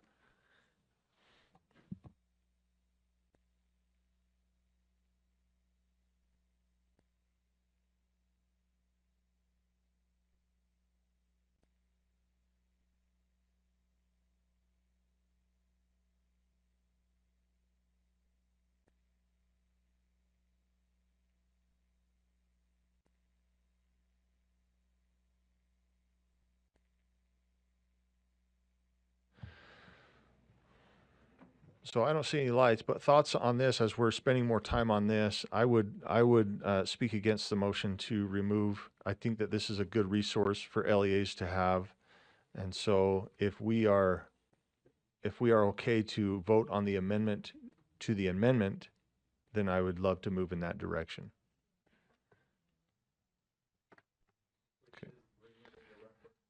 So let's go ahead and tee this up for a vote. The motion is to remove consistent with subsection 53G-4-402. Let's go ahead and vote on that one. Okay. Yeah. So did parents get moved or no? Parents is still student and parents, or where do we have parents and all that? We haven't. We have Parents to go not- back to that. Oh, parents is not there. It's just students. Right now we're just looking at your amendment to amend and remove that. And parents is not there at all. Not yet. We haven't voted on it. Well, then there's That's no part of the amendment, but you're amending the amendment. So Well, if the amendment passes that parents this is there, then, bass backwards then. Excuse my. well, I'm just because- going in the form of the motions. I don't know if you'd like me to shake things up, but Well, because it's just nonsensical to vote for this because shouldn't be removed if it's only students because that's consistent with the code. And if it's parent and students, it's okay. But student and parents, it's inaccurate. And maybe you don't care. well, what I would suggest is if Member Carey's motion passes, then the motion would come forward to say, That sounds Right. great. That's a better approach. well, Yes. that's going to be you on the fly. But, Okay. so just keep that in your pocket. Okay. Member Carey. If I could, I don't think notifying parents is outside of the realm of possibilities because it just says you have to include procedures to notify a student. Well, aren't students notified all the time of various things through their parents? So I don't look at this as incongruent. I mean, it's just another option that you say, look, I'm going to notify the student by contacting the parent. I think the counter would be for me anyway, is if I call a parent whose son or daughter is at seminary or on a football field, whatever, and they're coming back and something happens or they make it back to the school and there's no way I'm going to be able to say, well, I told your parents, right? Or I left a message with, or, something. So we have to be obviously, and I don't think you're saying that we're trying to replace parents with students, but there is some, we have to be careful that LEAs don't fall back on, well, I let your parents know, this is on you or them now. Does that make sense? It does. My concern is, if we're just contacting the student, that student then may have a brother or sister in the school. that student may be or not be with a parent who also has a child at that school. And I think you're increasing the level of uncertainty that happens in a situation like this, because I know as a parent, if my child came to me, you just have the first thing that I think would run through your mind would be the child who's not with you, who attends that school. And I don't think this calms those waters. I think it stirs them up. Now, if there is, and I would defer to Director Coda, if there is a practical reason, meaning, look, there's been a school shooting, we don't want to use the bandwidth to contact parents when we want to contact the students and tell them to stay away, that isn't acceptable to me. I want to caveat that, like, to me, I can understand that, but I haven't heard that argument made. I imagine this is an automated system where you hit a button and these notifications are going out. But if there's any insight to the history or why, because this doesn't say you have to notify all the students who aren't on campus, just those who meet these two requirements. So there's got to be a specific reason as to why just these students, why not the parents. I have just not heard that articulated, and because of that, I would side on we have to notify the parents. But if there is an articulated reason, then I certainly would be willing to entertain that. And Chair, if I could direct that to Director Coda. Yeah, Chantel. And can I just ask one more clarifier, Member Carey? Let me ask one more clarifier. I'm reading this because it sounds like you're referring to a notification to each individual student, whereas I'm reading this as I'm going to call the seminary building, and they are going to notify the students within that building. Or do you know what I mean? That's how I'm notifying the students, or I'm sending some sort of, maybe the emergency response app gets to the coach who's on the bus, and he's notifying the students, not necessarily a message blasted out to each student. Am I understanding? I think it just says they have to include procedures to notify a student. And that could, I think the way I interpret that could either be an individual notification, or that could be notify the coach, but as soon as you go down that road, then you're intentionally excluding parents, which I wouldn't understand, right? So if we're saying we can contact a proxy, well, one of the proxies I would think would have to be the parent. But again, that's my interpretation. And well, let's go to Director Coda to answer his question. I'm sorry if I threw you off, and I've got Jenny and Christina in the lineup here. Go first. Line 260, on line 260. Director Coda's going to answer Member Carey's question, and then we've got you, Member Earl. Thank you, Chair. One thing to consider in this conversation is that this all falls under the Comprehensive Emergency Response Plan. So if you look at code in Section 20, all of these provisions, including the procedures to notify a student who's off campus at the time of a school violence emergency, it all falls within that Comprehensive Emergency Response Plan. And so when schools are creating these response plans, communication is a big part of that plan, and thinking through the communication systems, the tools that they will use to communicate, the ways that they will communicate, thinking through standard response protocols and when to communicate, for which incidents to communicate.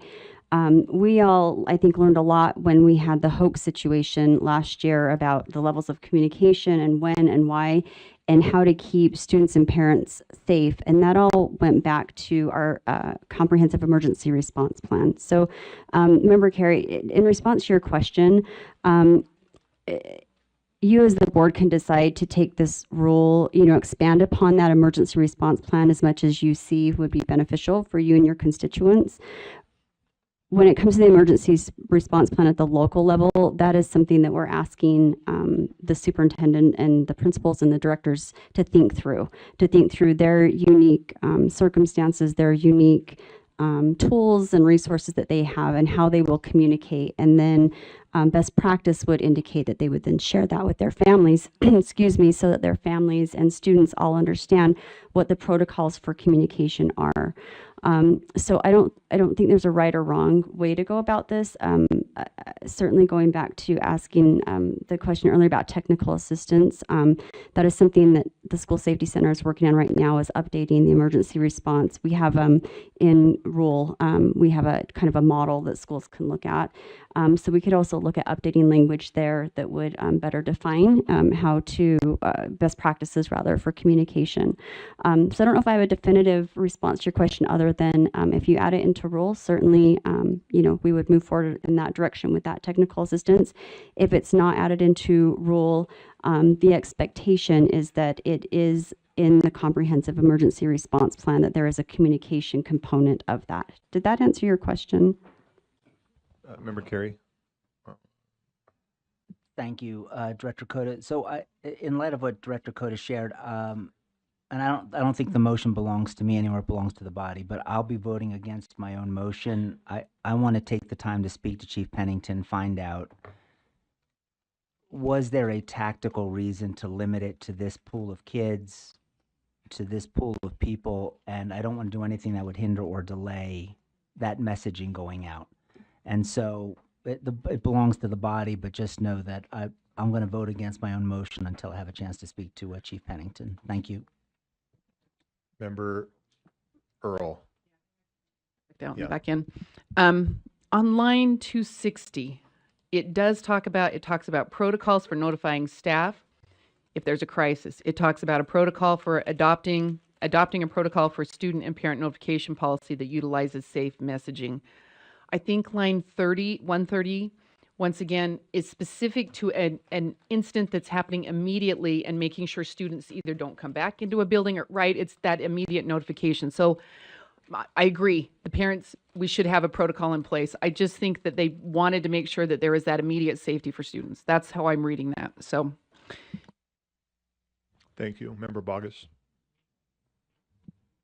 Excuse me. Thank you, sir. So I have some concerns just about this language. There are many parents in this state that don't give their children's phone numbers to the school. They either leave that line blank or they insert their own phone number there. And so what are we using to notify kids without asking them to download an app, which is now against the law? What are we doing to notify kids? Sending them an email? It's a genuine question, because if we're not notifying parents as a part of this process, I would argue that a good number of our students in this state, parents are listed on that student line, their number is listed, and then they contact their student. They don't give the government a direct line of access to their child. And so my question is, how do we address that if we're not notifying parents in this space? Elise, did you turn your mic on? Is there a question? Oh, thank you, Chair. Deputy Superintendent of Policy, Elise Newey. So that's a great question. One point to point out that students are no longer allowed to have their cell phones in schools anyway, which I think is why this part of the code speaks to those who are being who are with some sort of authority figure, right? They're in seminary with teachers and principals at the seminary. They're on a field trip with teachers, right? And so that protocol most likely is to contact that adult who is supervising the students who are off campus. Okay. We still have two motions to cover, and we haven't talked about either of them. No, I'm just kidding. We haven't talked about one of them, but thank you from Member Bogus. The public knows. So we have, first motion that we have is to strike the words consistent with subsection 53G-4-402. Let's go ahead and vote.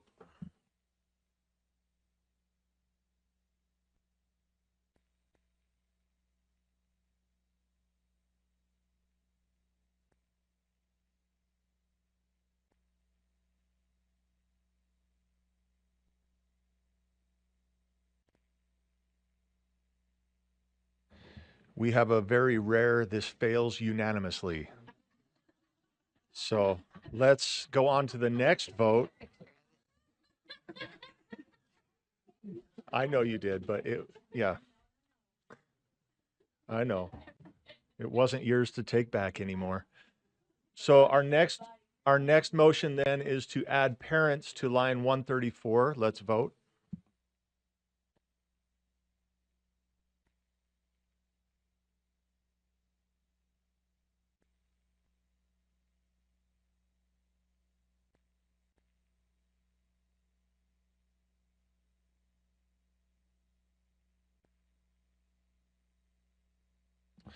Okay, again, that fails unanimously as well. Let's bring it back to let's bring it back to the underlying motion here, and that is to oh, I borrowed your stuff and it's not helping me. The motion's not on there. Yeah, that the board approve. Where are we at here? Yeah, I need. Well, we need to approve the motion that member. Okay, yes. So the motion is that the board approve R277-400 school facility emergency and safety draft 3 as amended on second and final reading. Let's vote.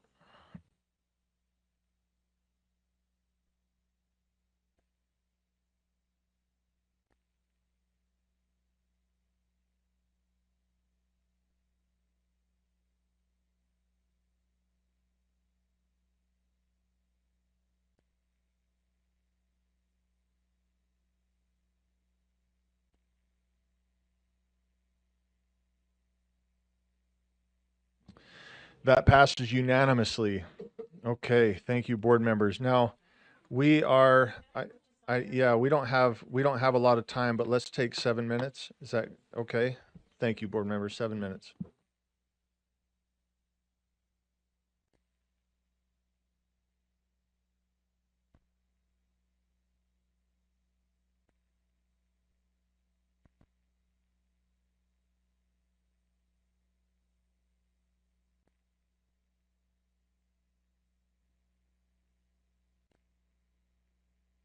Board members, let's settle back in.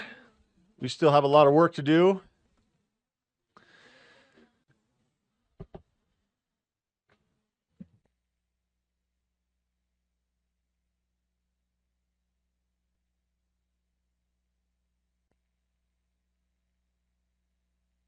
Okay.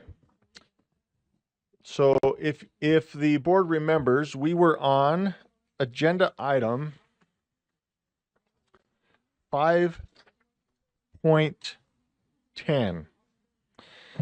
And there was a motion that was made in regards to the letter that passed from that agenda item.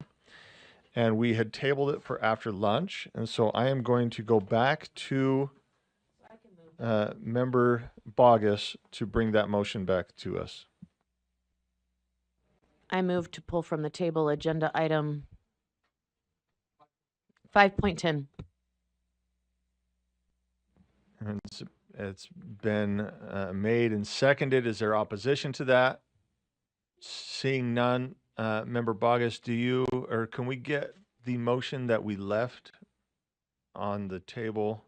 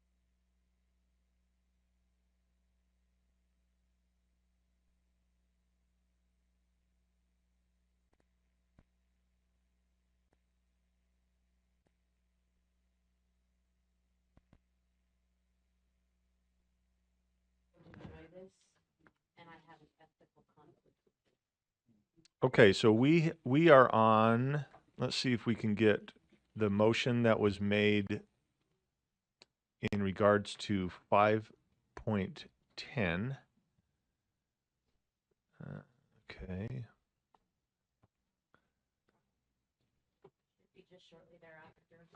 And Member Bogus, when you identify it, tell them to stop scrolling. Keep scrolling. I believe it's right there at the bottom. It has Member Carey's amendment. Yes. And did we vote on that amendment? Did vote on that amendment? So that's where we are then, is that we are at Member Carey's motion that the board direct staff to identify, and we were replacing the term apply for with identify the appropriate waivers. Okay, are we all on the same page, board members? So Member Bogus, go ahead. We are speaking to replacing apply for with identify. Go ahead. So I would speak against the motion, mostly because I have a second amendment. I believe it puts us, if this is a path we're headed down, it puts us back another 30 days. If they identify them, they bring them, and then whatever. I think we should, to prepare possible is amendment. So I will be voting against this motion. But I think we have better language to get us to the place where we want our staff to work so that we can be more clear and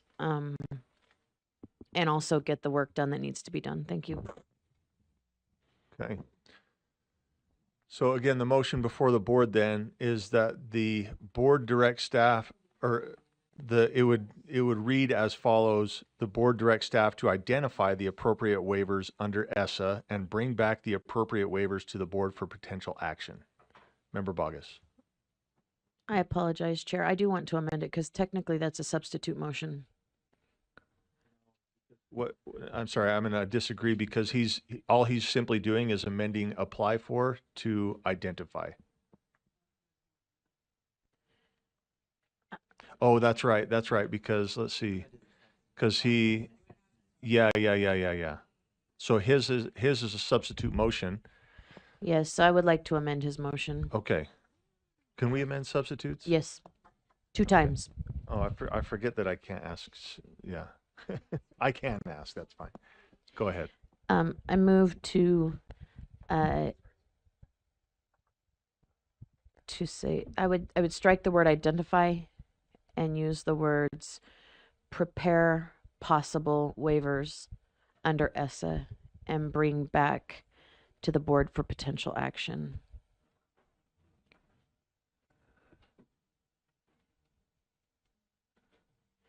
And then we can discuss and debate.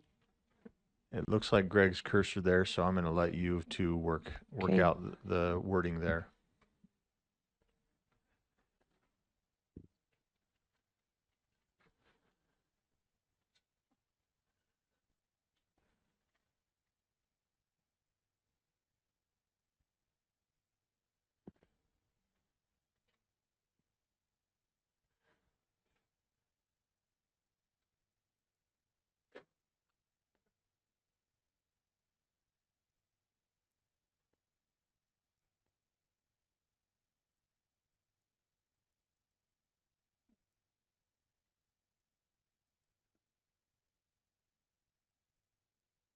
So Greg, it may be semantics, but the word is identify, not identifying. I appreciate that. Thank you.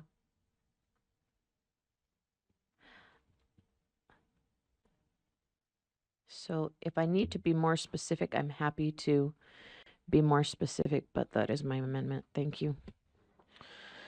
Okay, so the amendment that is proposed is that the board strike the word identify and use the words prepare possible waivers under ESSA. Prepare possible waivers under ESSA and bring back to the board for potential action. Do we have a second? Seconded. Member Bogus, speak to that. Thank you, sir. I think this encompasses, and I'll let him speak for himself. I think this encompasses Member Kelly's intention, and I believe this saves our staff from doing the board's work, which was what was debated earlier, that we were asking them to identify, and we can just ask them to prepare those possible waivers, and then we can identify the ones we want to send. So thank you very much. And I know I'm being petty, but it's ESSA. I appreciate you all. Member Reel. Thanks, Chair. I'm a little bit confused by this because initially my concern was that this would be a massive burden on our staff. And I'm not sure if Superintendent Hart can clarify, or for me, Superintendent Hart can clarify, or someone can, because it feels like when I look at the big picture of all of the work that we have to do, and I look at the massively big picture of all of the work our staff has to do, I find this is a rabbit hole that I'm not sure is worthwhile for us to go down and use our resources and time on. So that's my concern initially, but I'm also wondering with this change, what the burden still would be to staff to supply this. Is there anyone that can help me understand? Dr. Hart? Okay, great, thank you. While we are waiting, okay. In the interest of time, I'll just answer from here. What was the question in particular? I'm trying to understand, like, when I'm looking at our scope of work and all the things that the board is doing, but more so all of the work that your staff are doing, my initial concern is that even going through this, part of this is just extra added work that I do not believe our staff have the time for at this time. And so I'm wondering what this looks like from a staffing perspective on the workload and the burden that it may place when we could be working on other things. So I've asked Deputy Voorhees to pull up an example of a waiver that we've submitted in the past so that you see what a waiver would entail, so that you kind of have a mental picture of what a waiver looks like. I think that will help because that will show you the scope of work, and you can decide if that is what you really want me to have our staff spend time doing. Thank you, Dr. Hart. Yeah, I'd like to look at that just to follow up. And I just hope that the board can consider the work that we're placing on the staff and also on our board work and all the things that we need to get to. As we all know, that the legislative session is closely approaching and we're still trying to implement all of the bills from last year. I don't feel like this is a worthwhile use of our time. So thanks. Member Hart, sorry. Superintendent. Fond memories. Yeah, wishful thinking. Deputy Is that coming now? Do we go to other comments? Not trying to put pressure on Leah. Deputy Voorhees is sending the link to Jen so that she can put it up on your screen.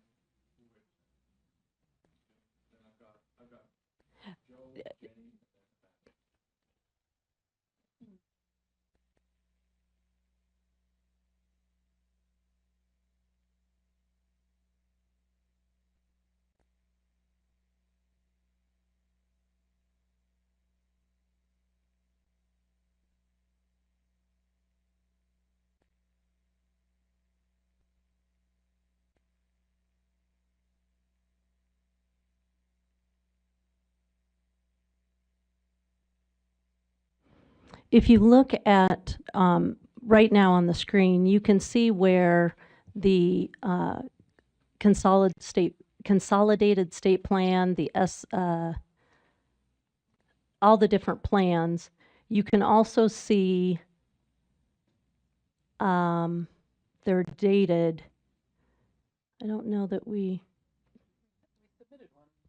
Yeah, exactly.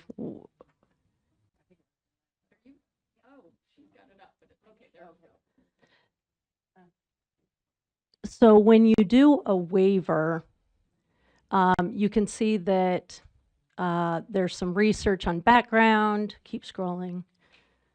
Yeah, you can go faster. There are questions specifically that you will now slow down. There are questions that you have to answer.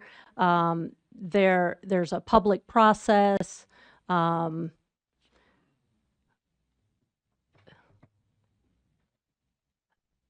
There's quite a bit of research. It's more extensive than a legislative request. Again, you have you have to consider state law, policies. We have to work with the LEAs. There's no point in requesting a waiver if no district is going to have the resources to implement it. It's not like when we request a code change for a specific thing that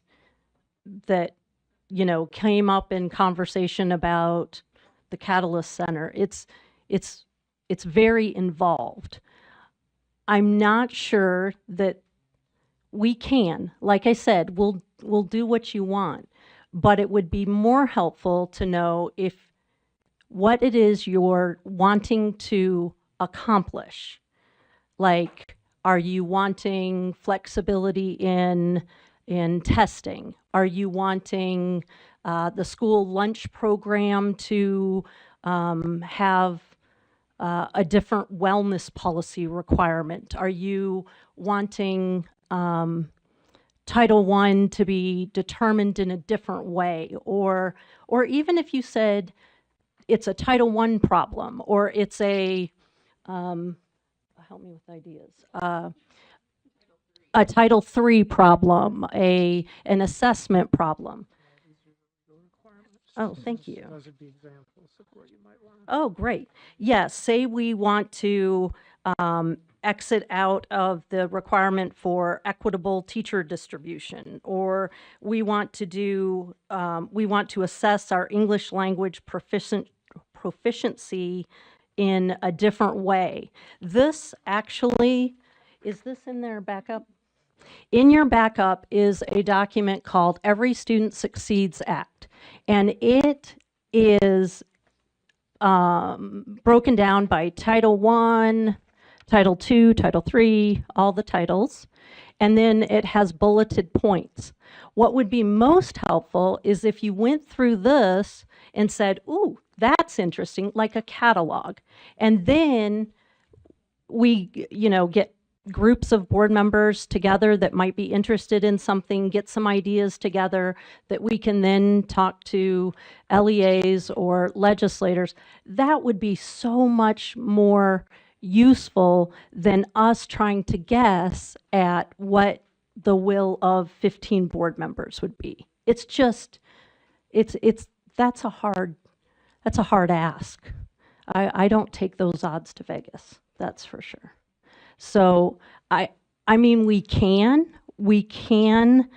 come up with a different scheme for language instruction programs, but that's probably at least 4 or 5 staff members,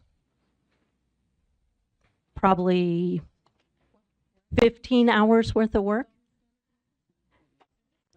Oh, well, there you go. See, well, and we can then take it and put legs around it and do the legal analysis and do the state analysis. But first of all, we just wouldn't know where to start. I'm a little concerned. I'm a lot concerned. The staff time is, they are busy. They are busy implementing what's currently in code and rule.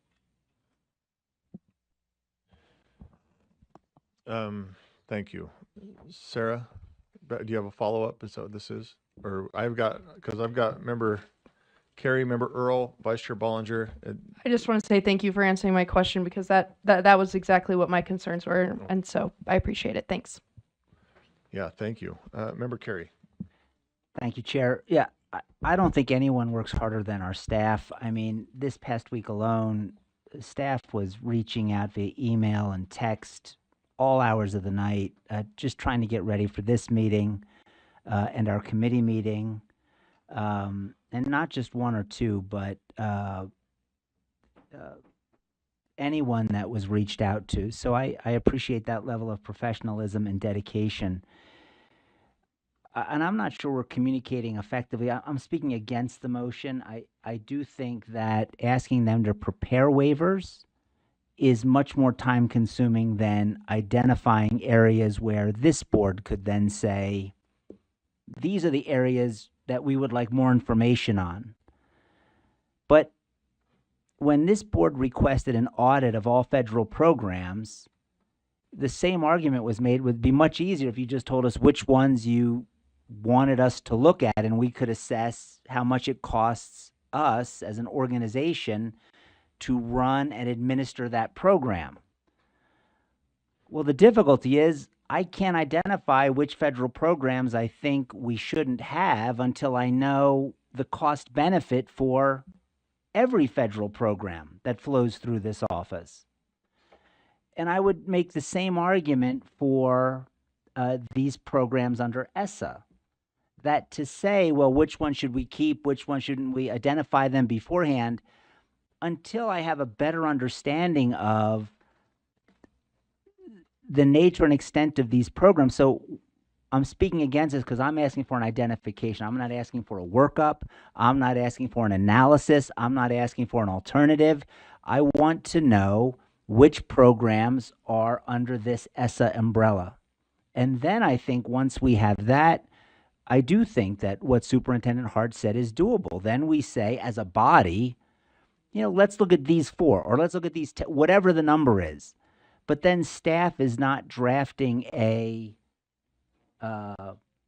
waiver for dozens of programs that this board may have zero interest in terminating.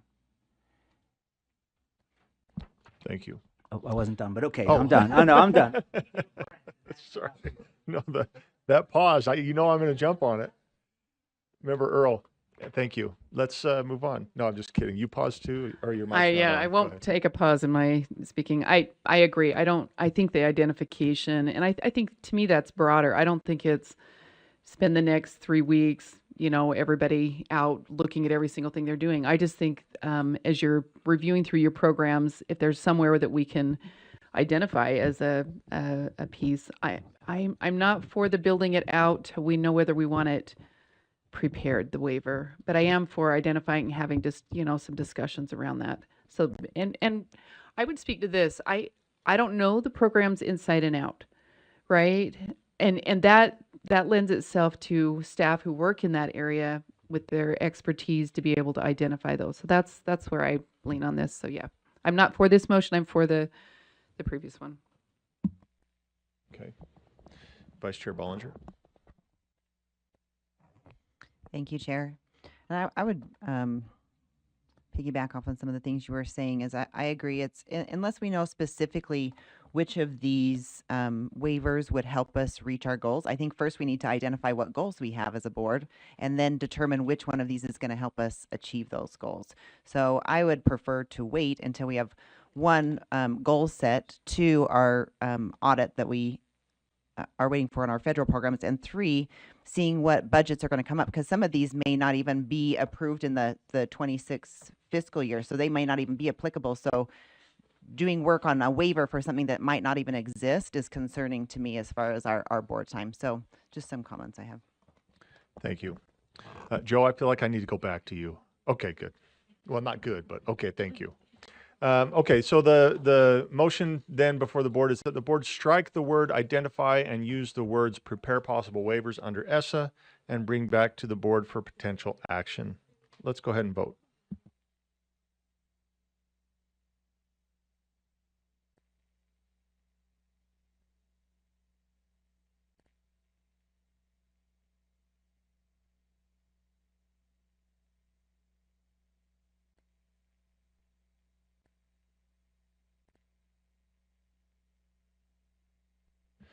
And that motion fails. 14 in opposition, 1 in favor. That 1 in favor coming from Member Bogus. that takes us to the other motion. Let's see if we can just give that a second. It'll come back up in a second. Here we go. Okay. And the motion is that the board directs staff to identify the appropriate waivers under ESSA and bring back the appropriate waivers to the board for potential action. Seeing no lights, okay, Member Bogus. I move to amend in October, to the board in October. Your amendment is to add to the board in October on that last sentence. Is that right? Yep. Do we have a second? Hearing, okay. You almost missed it. Okay, we've got a second. Back to you, Member Bogus. I have nothing more to say than I think we should be clear that we'd like to see this next month. Member Lear?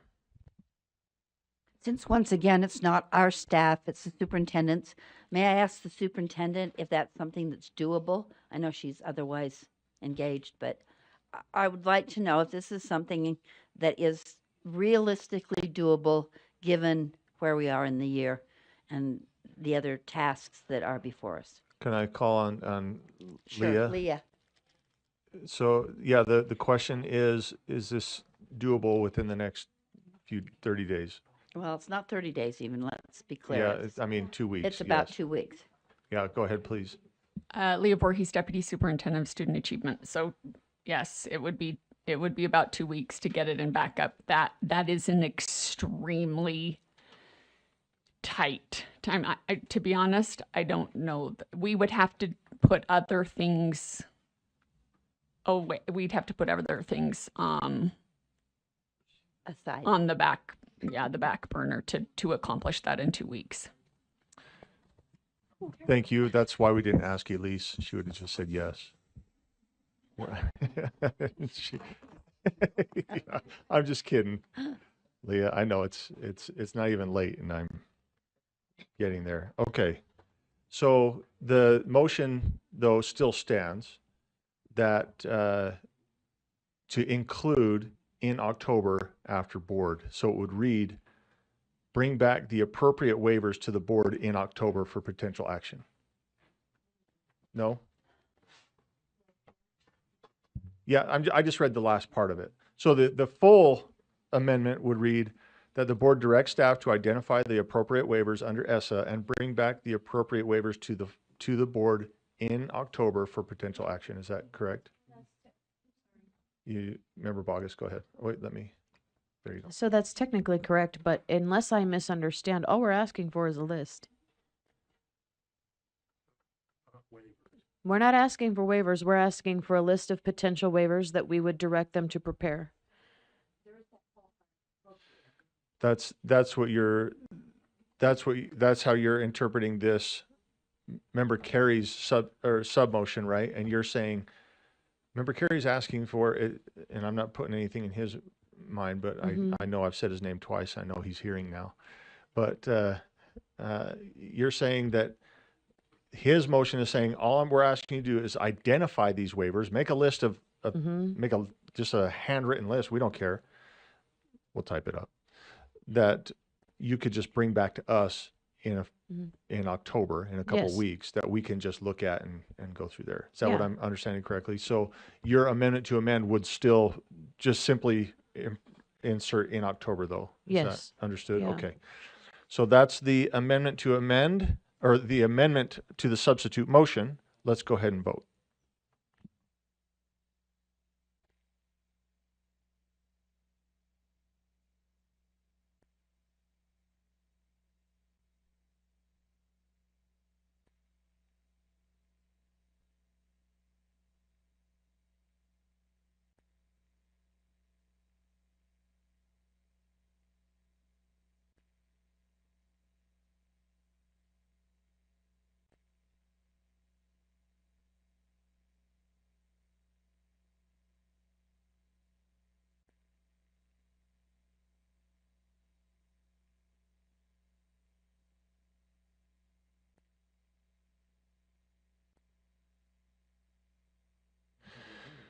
Okay, that motion fails. 11 opposed, 4 in favor. Those in favor being Member Carey, Member Longacre, Member Bogus, and Member Kelly. And so this brings us back to the substitute motion made by Member Carey, which is that the board direct staff to identify the appropriate waivers under ESSA and bring back the appropriate waivers to the board for potential action. Member Booth.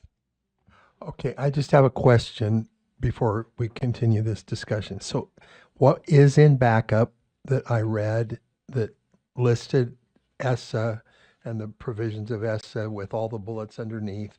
Those are the things that we could potentially seek waivers on. So what additional list in addition to Title I, Title II, Title III with the accompanying bullets, what additional information would we need in order to identify what we want to pursue a waiver on in order to get more money from the feds or whatever, or whatever next action might be? And I'm not sure, I can direct that question through me. I don't know if I have an answer to that, Superintendent.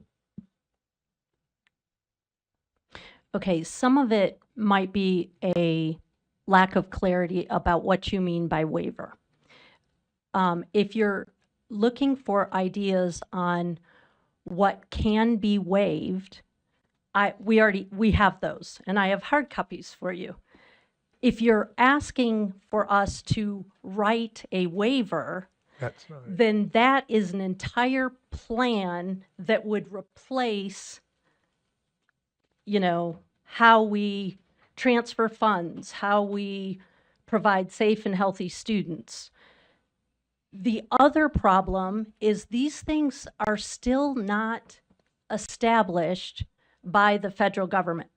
Several of them are possibly axed. Are you coming to save me? Oh, good. So some of these things might not even exist in the budget, in the federal budget moving forward. So there's no point in waiving them because there's nothing to waive. But we don't know that right now, and Scott is going to fill you in on the federal timeline for ESSA. Take it away, Scott. So Chair, just real quickly, nothing against providing a list of waivers, but I would just ask respectfully that the board consider not requiring the list from us until November. For example, the House Appropriations Committee just recommended a substantial reduction to the assessment funding. So by law, if that were to pass and we don't give, then that relieves us of the assessment requirement. So I would really just recommend that we allow the process to take place. Letters fine, no worries, but let the process take place and see where we land with the budget. Yes, there's risk it could turn into a CRA, continuing resolution or things like that. But to Superintendent's point, the juice is worth the squeeze just waiting that extra 30 days to give staff time to reconcile where Congress lands and then see what programs are affected or not, cut, not, those types of things, and then provide you with lists. We will do our due diligence at your direction. So just please consider that. I know she said that. So anyway, thank you. Sorry for, hovering. Member Carey. Yeah, I would just say for the first time since I've been on the board, Deputy Jones is late to the party. Because we just voted not to have this due in October. And the superintendent just gave us the list. So we have the list of programs covered by ESSA, right? And if we have the list of programs, we just need someone to identify where waivers are appropriate. In light of what you said, I'm not even requesting that, and again, I'll defer to Member Kelly. This is his effort, but I am just grateful that we got the process started. And I think we've had a productive discussion. We have a list of all the programs. We have this information now and a better understanding of the concerns of staff, which is, again, I don't think anyone is asking staff to prepare waivers. I think preparing waivers for every one of these programs would be a tremendous lift. But In terms of the timeline, I would defer to Member Kelly and his thoughts on when he thinks that would be appropriate. But thank you, Chair. Thank you. Member Kelly. No, I respect what Deputy Superintendent Jones is saying, and I you know, the timeline I think is important to recognize that what Congress is going to do. So I appreciate that feedback. Thank you. Okay. We are just about ready for a vote. Let me restate it and we'll get voting here. The motion then is that the board directs staff to identify the appropriate waivers under ESSA and bring back the appropriate waivers to the board for potential action. Let's vote.